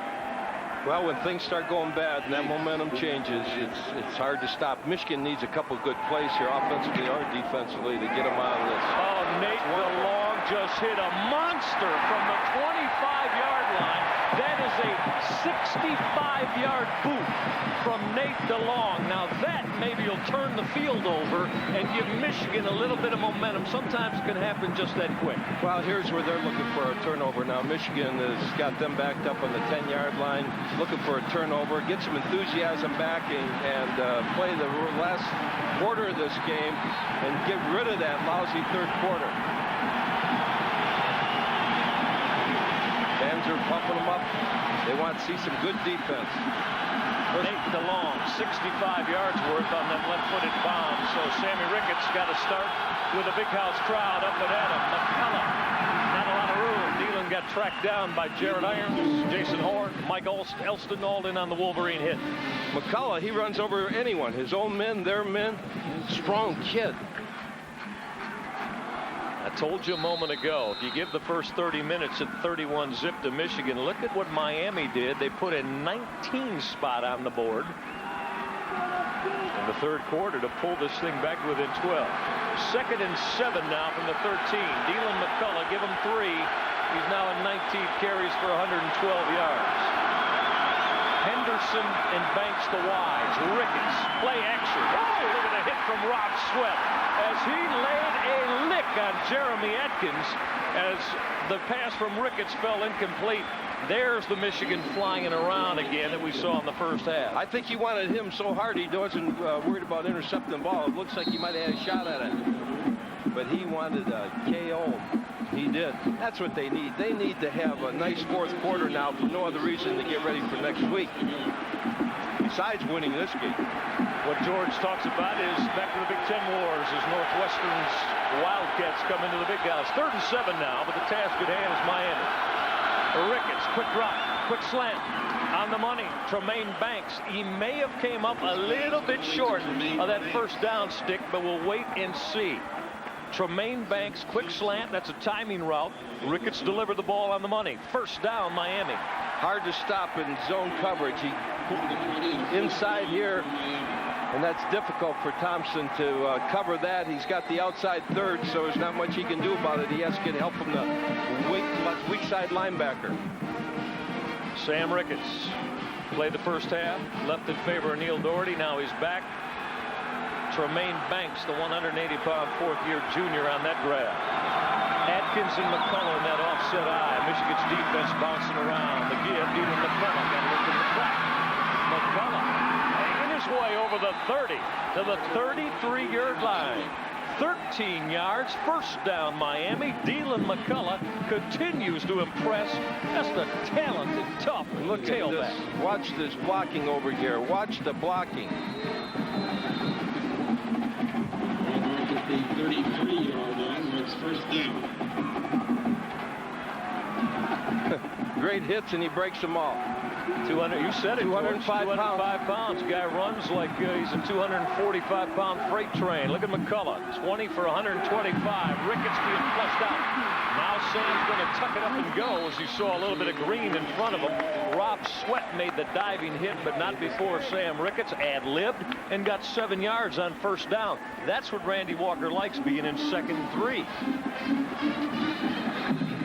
You wonder why upsets happen every Saturday. Because momentum changes, because people are ready to play. Some people aren't ready to play. Michigan came out ready to play and had a lousy third quarter. Now they got themselves a ball game. With 31-19, yeah, 12:40 left in it. Miami started this drive for 10-yard line. First and 10. Ricketts just got it through a huge hole. That's out to the midfield stripe before Marcus Ray finally made the hit. Michigan's defense is certainly bending now, back in their heels as Miami goes on the attack. Well, they gave it to King that time. They gave him a break. Watch him block out, and the tailback cut back inside, all the way and right back inside. See Ty King rambling for a quick 10. First and 10 for the midfield stripe. Delay, McCullough slides and dances off a couple of tackles. Got about 2. Will Carr ran him down, made the tackle secure. 270-pound junior. 17 tackles on the year for Will Carr out of Carter High School in Dallas. He played some magnificent football for Greg Madison. Madison used to be at Texas A&M, so he's got Will Carr and Jared Irons from the state of Texas. Counter trap last time, and not much, just a few yards by good running. 2nd and 9 from the 49. Ricketts to put it in the air. Zenkowitz has got him. Ricketts got away from him. Sweat had to secure him at the 45-yard line. Trent Zenkowitz had him for about a 7-8 yard loss. Jared Irons assistant. But Ricketts got away from him, made something positive out of it. Well, they're playing smart football now, Miami. They know that they're proud of themselves, that they've gotten this a little bit closer. They were scared of that embarrassment, and now they come back. Zenkowitz gets an arm on him. Not enough. 3rd and 5 from the 45. Ricketts on that in route. The post cut in and out of the hands, incomplete. He wanted Tremaine Banks. Second time they wanted to go to that route on 3rd down and 5. But now that Miami is going to have to give it up, as Michigan's defense allowed about 35 yards in that drive, 45 yards in that drive. Well, I think we look at Miami and feel that their pride was challenged in that first half, 31-0. Now they've got a little momentum, and they're going to make sure they don't get in that position again. And Michigan wants to get another score to end up this game on a high note. Now the Wolverine defense and special teams want to huddle and talk about it right now as they burn a timeout. That is Michigan's first timeout here of the second half, so they've got 2 remaining. So we'll see if Michigan is trying to prepare maybe for some Miami trickery. On 4th down, they'll go away. Wolverines in 1, 31-19 over Miami's Redskins. The Wolverines certainly now with a much more serious look on their collective faces as they've seen a 31-0 lead melt away to 31-19. Boot it away, but before he could, the whistle came. He went down and took a knee at the 42-yard line.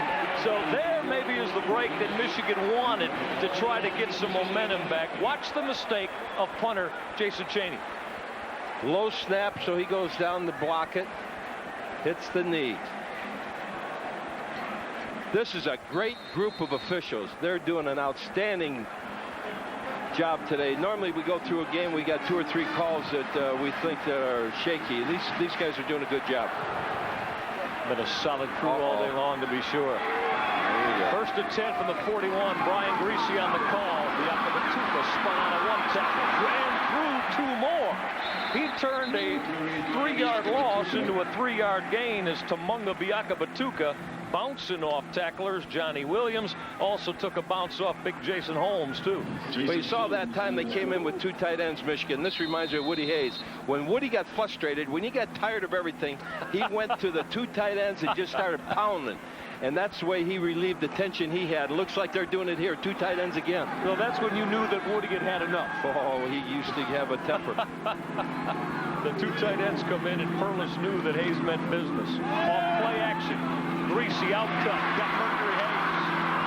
Mercury trying to fight for those sticks. Didn't get there. The line to make was the 31.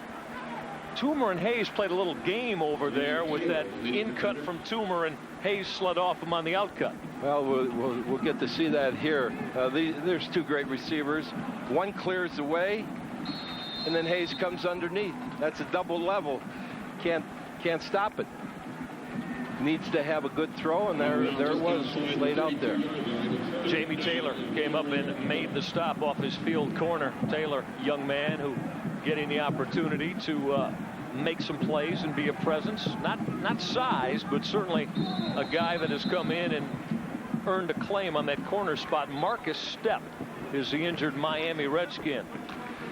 See, that's dangerous when you have those 2 receivers together out there. The only way to stop that pass is play man, and then you got to gamble with them going deep. Here we go with 2 tight ends again. Reimers McTuman on 3rd and 1. Biakabatuka first down Michigan as he followed the blocks of Rod Payne, Zach Adamy, and John Runyon, and banged his way down to the 29. Give Biakabatuka 3 and a Michigan first down. I'll tell you who would like this. Bo Schimbecker, Woody Hayes, a whole bunch of them. The cradle coaches. This is football. Look at them. Just Biakabatuka running over people. And that's what you have to do. Anytime things get a little bit loose and start going the wrong way, what do you do in life and anything? You go back to basics, fundamentals. And that's what the Wolverines are doing right now. I called John Runyon a moment ago. You just saw the 300-pounder out of Flynn. Biakabatuka, big hole. Needs a chance to slide out of a tackle. Wasn't able to do it as Joe Pulsic came up and got Biakabatuka collared at about the 25. Give Tumunga, about 4. We'll call it 2nd and 6. You got to give the coaching staff a lot of credit. You know, now a lot of people might try us reverse every trick play in the book. Lloyd and his staff are going back to basics and get everything back on the ground, so they're getting ready and trying to win this game and get ready for next week's game. That's always in the back of their mind. Here you go again, 2 tight ends. Biakabatuka running behind Runyon, Zach Adamy, Rod Payne, Joe Marinero, John Jansen, Griese, 5-step drop, looking at the in-route, intercepted, picked off by Johnny Williams. A flag late as Williams comes up this near boundary across the 30, still on his feet, and battles his way to the 38-yard line.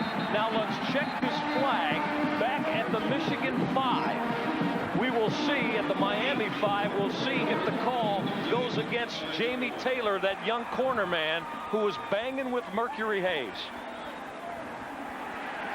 Big play for Griese in Michigan.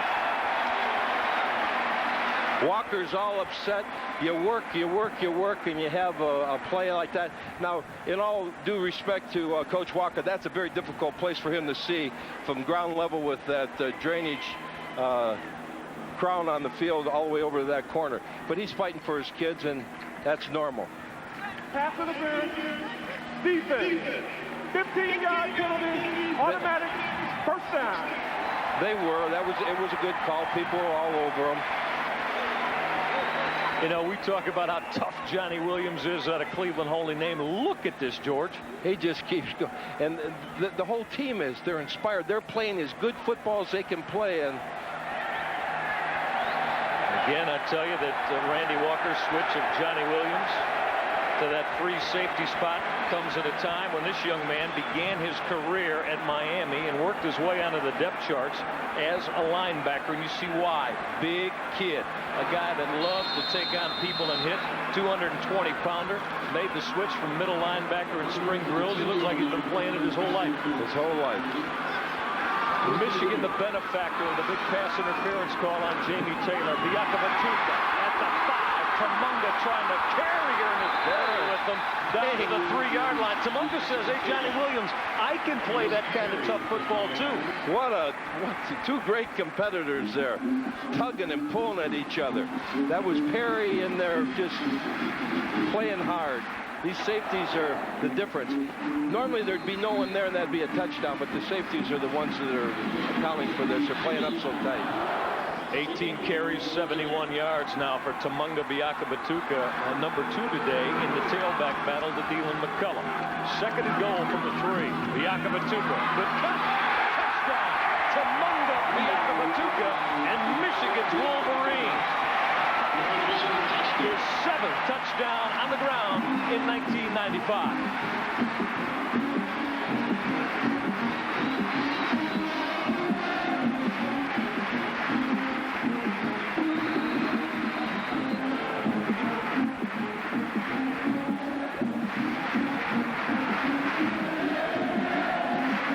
3-yard touchdown scamper for the junior out of Quebec, Tumunga Biakabatuka. Remy Hamilton out of the hold of Jay Remersma adds the PAT.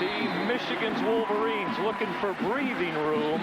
They have stretched their lead out to 19. 38-19. They'll go away. 8:39 still left in the 4th quarter. We'll get you back to Ann Arbor on Passports.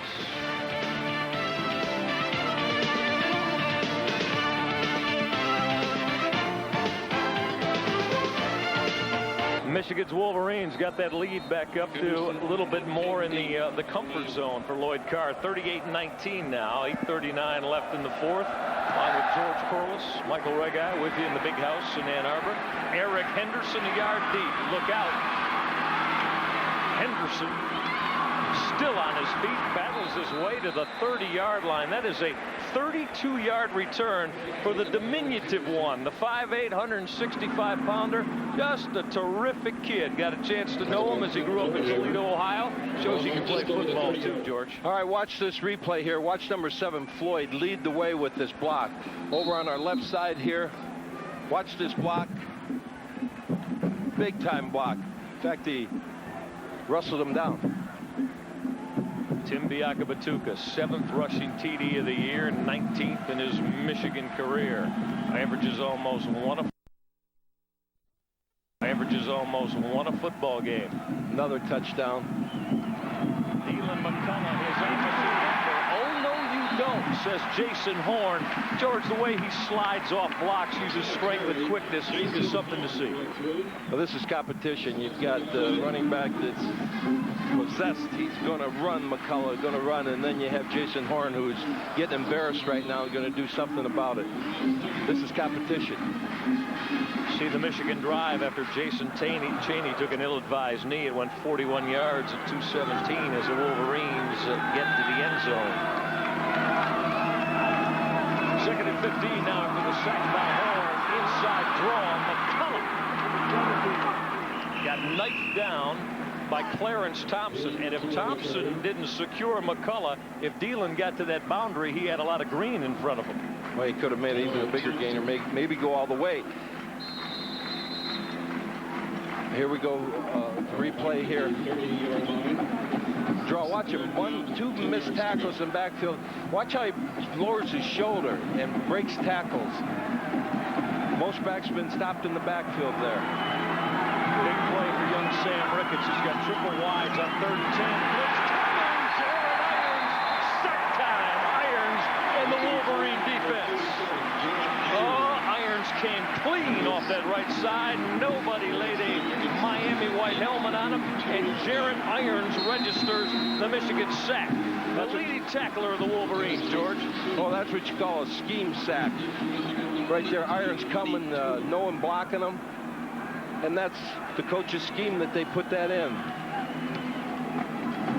Left-footed Jason Chaney going to drill it away. This is Amani Toomer at the 33. Toomer looking for the wall. Now cut back in. 5-yard punt return for Amani Toomer as he was taken down by Jeremy Atkins at the 38-yard line. So that's where Michigan's offense will go back to work for Lloyd Carr. Well, let's see if they come back with the 2 tight ends and go back to basics and again throw that double level pass. That's when we have both receivers, Tuman and Hayes, to the same side. One of them clears, the other one comes underneath. The only way to stop it is to play man. If you play man with those two, you've got to worry about the bomb.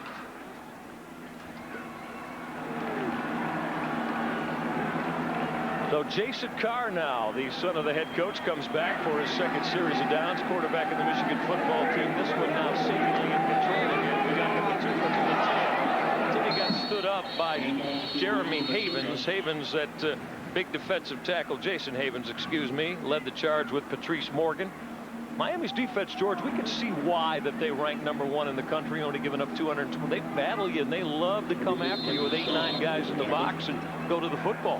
Well, they are a good defensive team, and a lot of it belongs to the safeties, Perry and Williams.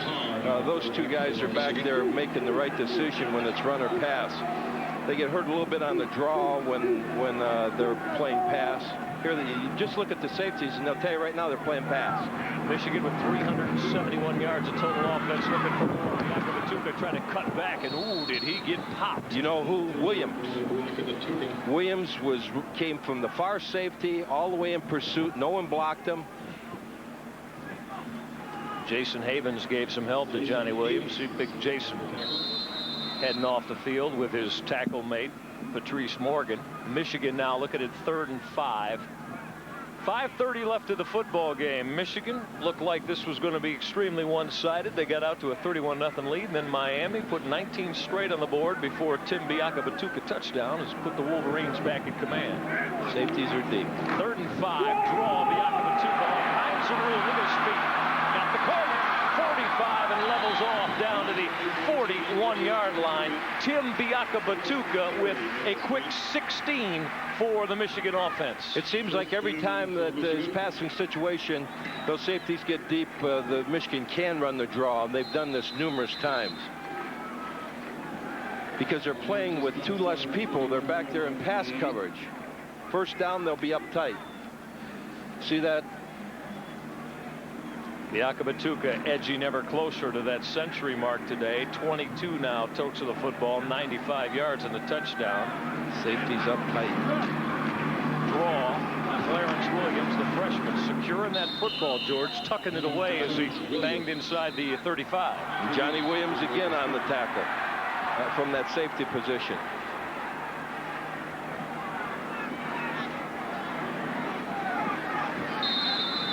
They put Clarence Williams down at the 39-yard line, so give the freshman 2. We'll call it 2nd down at 8. That's a football player right there. Johnny Williams just been absolutely big in Randy Walker's defense this afternoon in Ann Arbor. George Howell in the offset eye. Clarence Williams at the tail for Jason Carr, who's quarterback in his father's football team. We know that's an offensive penalty. The official stopped it before the play could run. Offensive movement. Dead ball foul, 5 yards. Dead ball. False start. Offense. 5-yard penalty. It's still 2nd down. Going to back the Wolverines up to the 44-yard line now, so they're looking at 2nd and 13 from that spot. You see what we have left in it. Clock's going to go inside the 4-minute mark on this Wolverine snap. Michigan approaching 400 yards of total offense on the day against a ball club that only gave in 220. And there you see producer-director Doug Yulacki right on the money as always. Miami only gives up 220, as we've talked about all day. Big tough Chris Floyd battles inside the 40 down to about 39-yard line. So Floyd got back 5 of the 13 that Michigan needed to keep this drive alive. Well, a lot of coaches play that way, trying to get almost half of it back on 2nd down and the other half on 3rd down, not going for the whole ball of wax at the same time. We'll see if Jason Carr, under orders from his father, head coach Lloyd Carr, and offensive coordinator Fred Jackson, decides to put it in the air here. He's looking at 3rd and 8. Double tights, Tuman left, Remersma right. Another draw. Tuman and Williams, the wideouts. Carr staring down. Williams had it picked off. Intercepted by Jamie Taylor. So Jason Carr's pass is intercepted off the deflection. Jamie Taylor on the Miami INT. The little cornerback coming up with a pick. Well, it was batted at the line of scrimmage, and then the cornerback picked it up. You'll see it again. You'll see it batted at the line right there. Pop. Now it's free ball. Just like jump ball and basketball. That is the second interception on the day for Miami's defense. They've got 10 now interceptions on the year. They only had 11 all last year. Dylan McCullough going right back to work, probing that left side, sliding down to the 45-yard line. So there's a pickup of 8 on first down for Dylan McCullough. Miami just going to run out of time here today, but certainly not out of effort for the way they played the second half. No, this will carry them through the rest of the season. They'll know that they're playing a great team in the University of Michigan, and they feel that they can play against anybody. Dylan McCullough well over the century mark, 135 yards. McCullough goes back looking for more, trying to get to that first down stick. Going tough that time. Jason Horn, Jarrett Irons, 2 of the top tacklers on this Michigan defense, coming up to secure Dylan McCullough.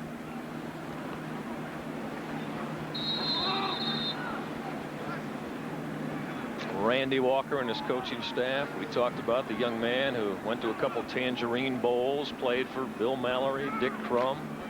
Tough fullback in his day in Oxford. Now calls the shots at the head coach of Miami. 3rd and 1 from the 44. McCullough first down inside the 40. Down to about the 39-yard line. Dylan got 5 more. Well, McCullough leans and is leaning with that football and pulls his feet out of tackles, and that's something that's difficult. Dylan McCullough. Watch the lean in him.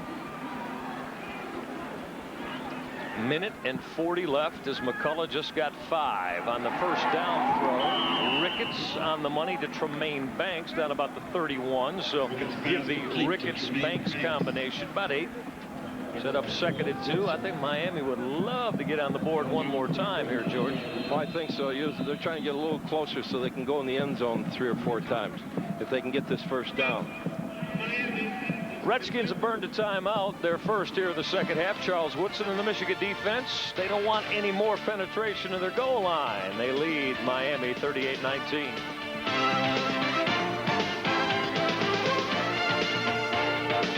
With 1:23 left. George Perlis, we don't see a lot of activity between the Mid-American Conference and the Big Ten. However, you a few years ago instituted a situation where you felt as a head coach of Michigan State it would be very beneficial to play the Central Michigans, the Miami Ohio's, what have you. What was your thinking behind that? Well, my thinking was to keep the games in the state of Michigan. I'm a kid from the state of Michigan. I wanted to see the hotels, restaurants, and play Central, Eastern, and Western. But as much as I talk about it, I'll finish in a minute. 2nd and 3. Ricketts going to go for the whole thing. Woodson in coverage on Tremaine Banks. Banks ran an in route.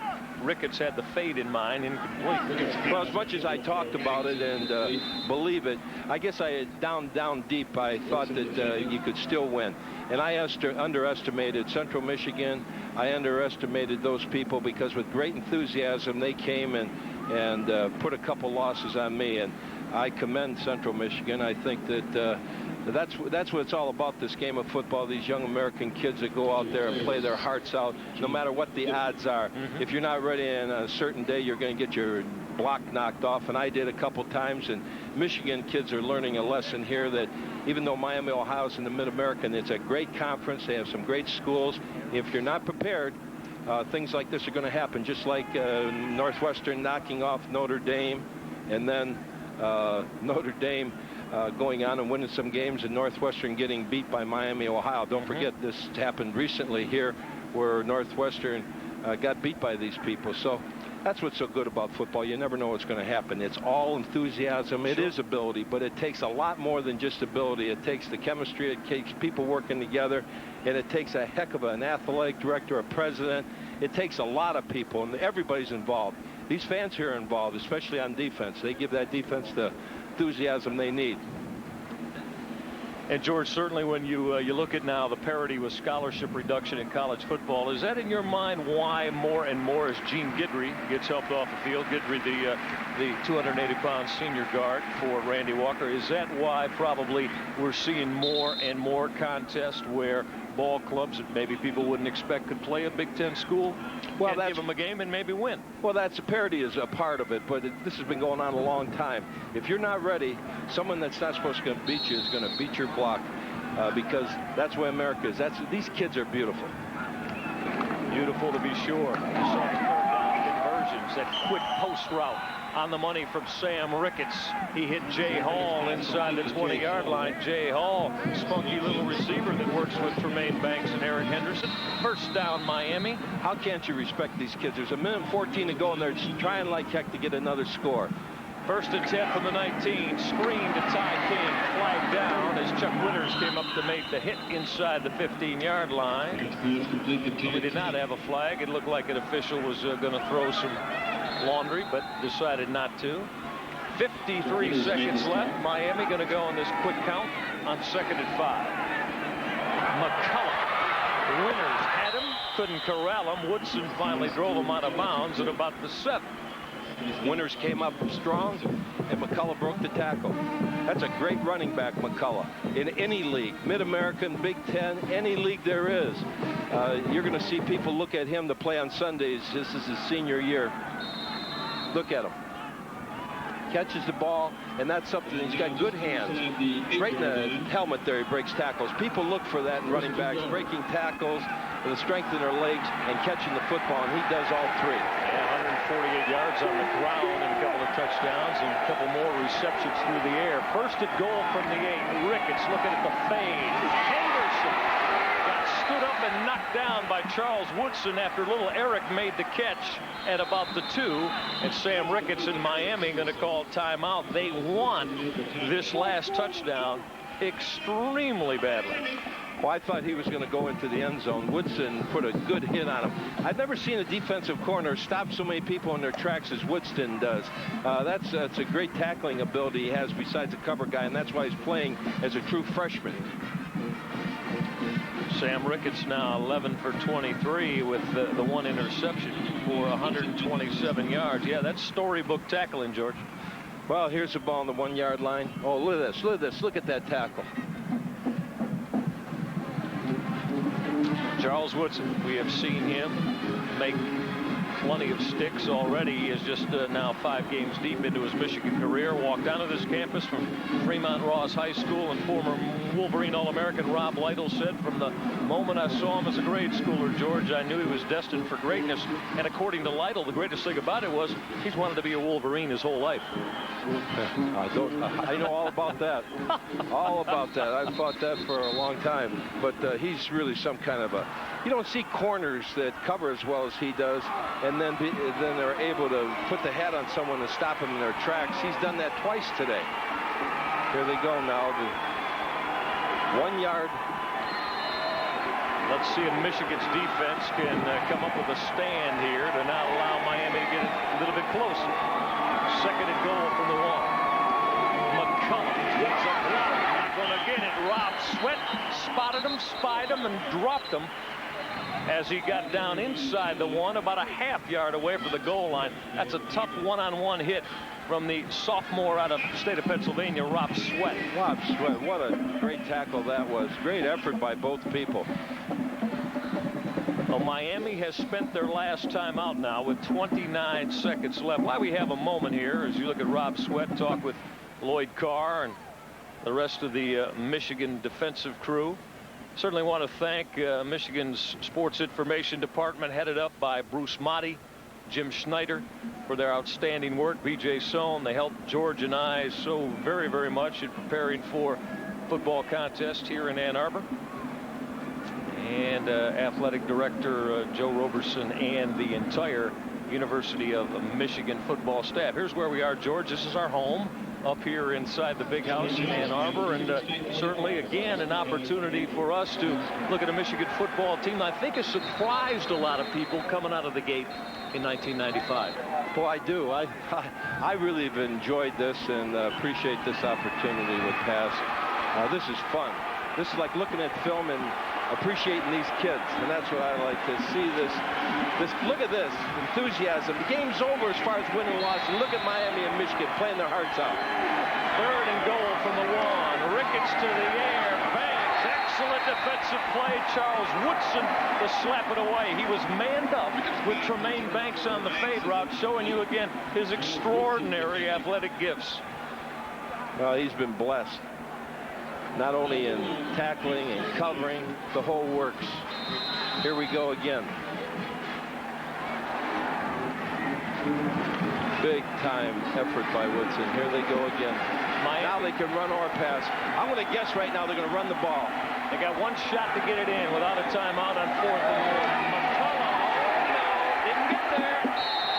Michigan has come up with the defensive stand on Miami.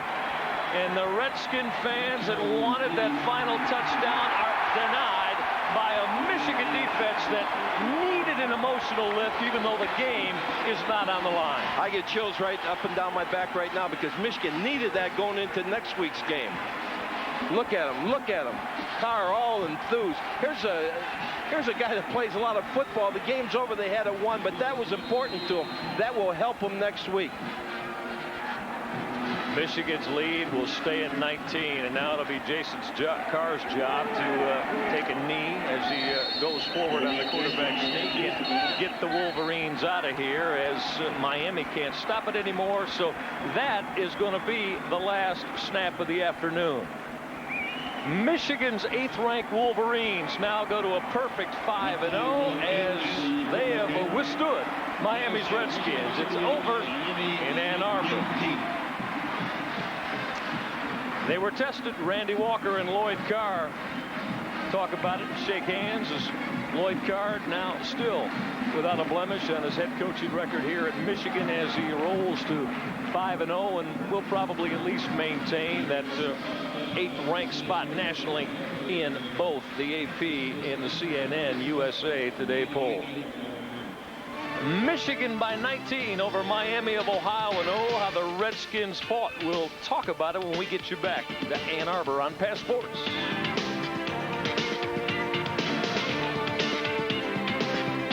Initial season as head football coach here in Ann Arbor. Now 5-0, Michigan rolls to the 38-19 win over Miami's Redskins. George Perlis, a steady in contrast of really 2 football games within one today. Michigan with the 31-0 halftime lead, all Miami in the 3rd quarter.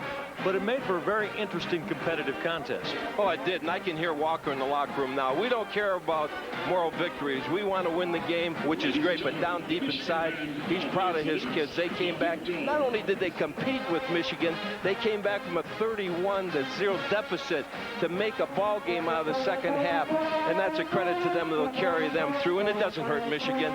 What you like as a football coach is to win the game and have some things to correct so everybody's hat fits them the next Monday. You don't want people thinking they're so. What if we had had a 60-0 game? That wouldn't have helped Michigan. This will help Michigan prepare next week. George Perlis, always a pleasure to have you in the pass booth, and we'll look forward to our next get-together. Appreciate it. Thank you, Mike. It's a pleasure working with you. All right, so Michigan's Wolverines go to 5-0 with a 38-19 win over Miami. I certainly want to thank all the people here in the booth today. Our man with all the numbers, Ron Glassnap, who the Miami grad saw his ball club battle back. For our spotter, Larry Sierra out of Canton, Ohio, and for our stage manager, Rachel Paris, too. Certainly Jason Hillman on the sidelines, and the coach, George Perlis, as the Michigan Maize and Blue flies in pride of being 5-0 on this final Saturday now in the month of September. The Wolverines, they rose with pride defensively as they stopped Dylan McCullough from going into the end zone. Will Carr and his mates up front got it done. Now for our producer-director, Doug Yulacki, who was on the money with his pass crew today, and all of the aforementioned, I'm Michael Regai. Hope you enjoyed it, everybody. Michigan's 5-0 as Tim Biakabatuka got to the promised land. Wolverines beat Miami 38-19. Until next time, so long from Ann Arbor.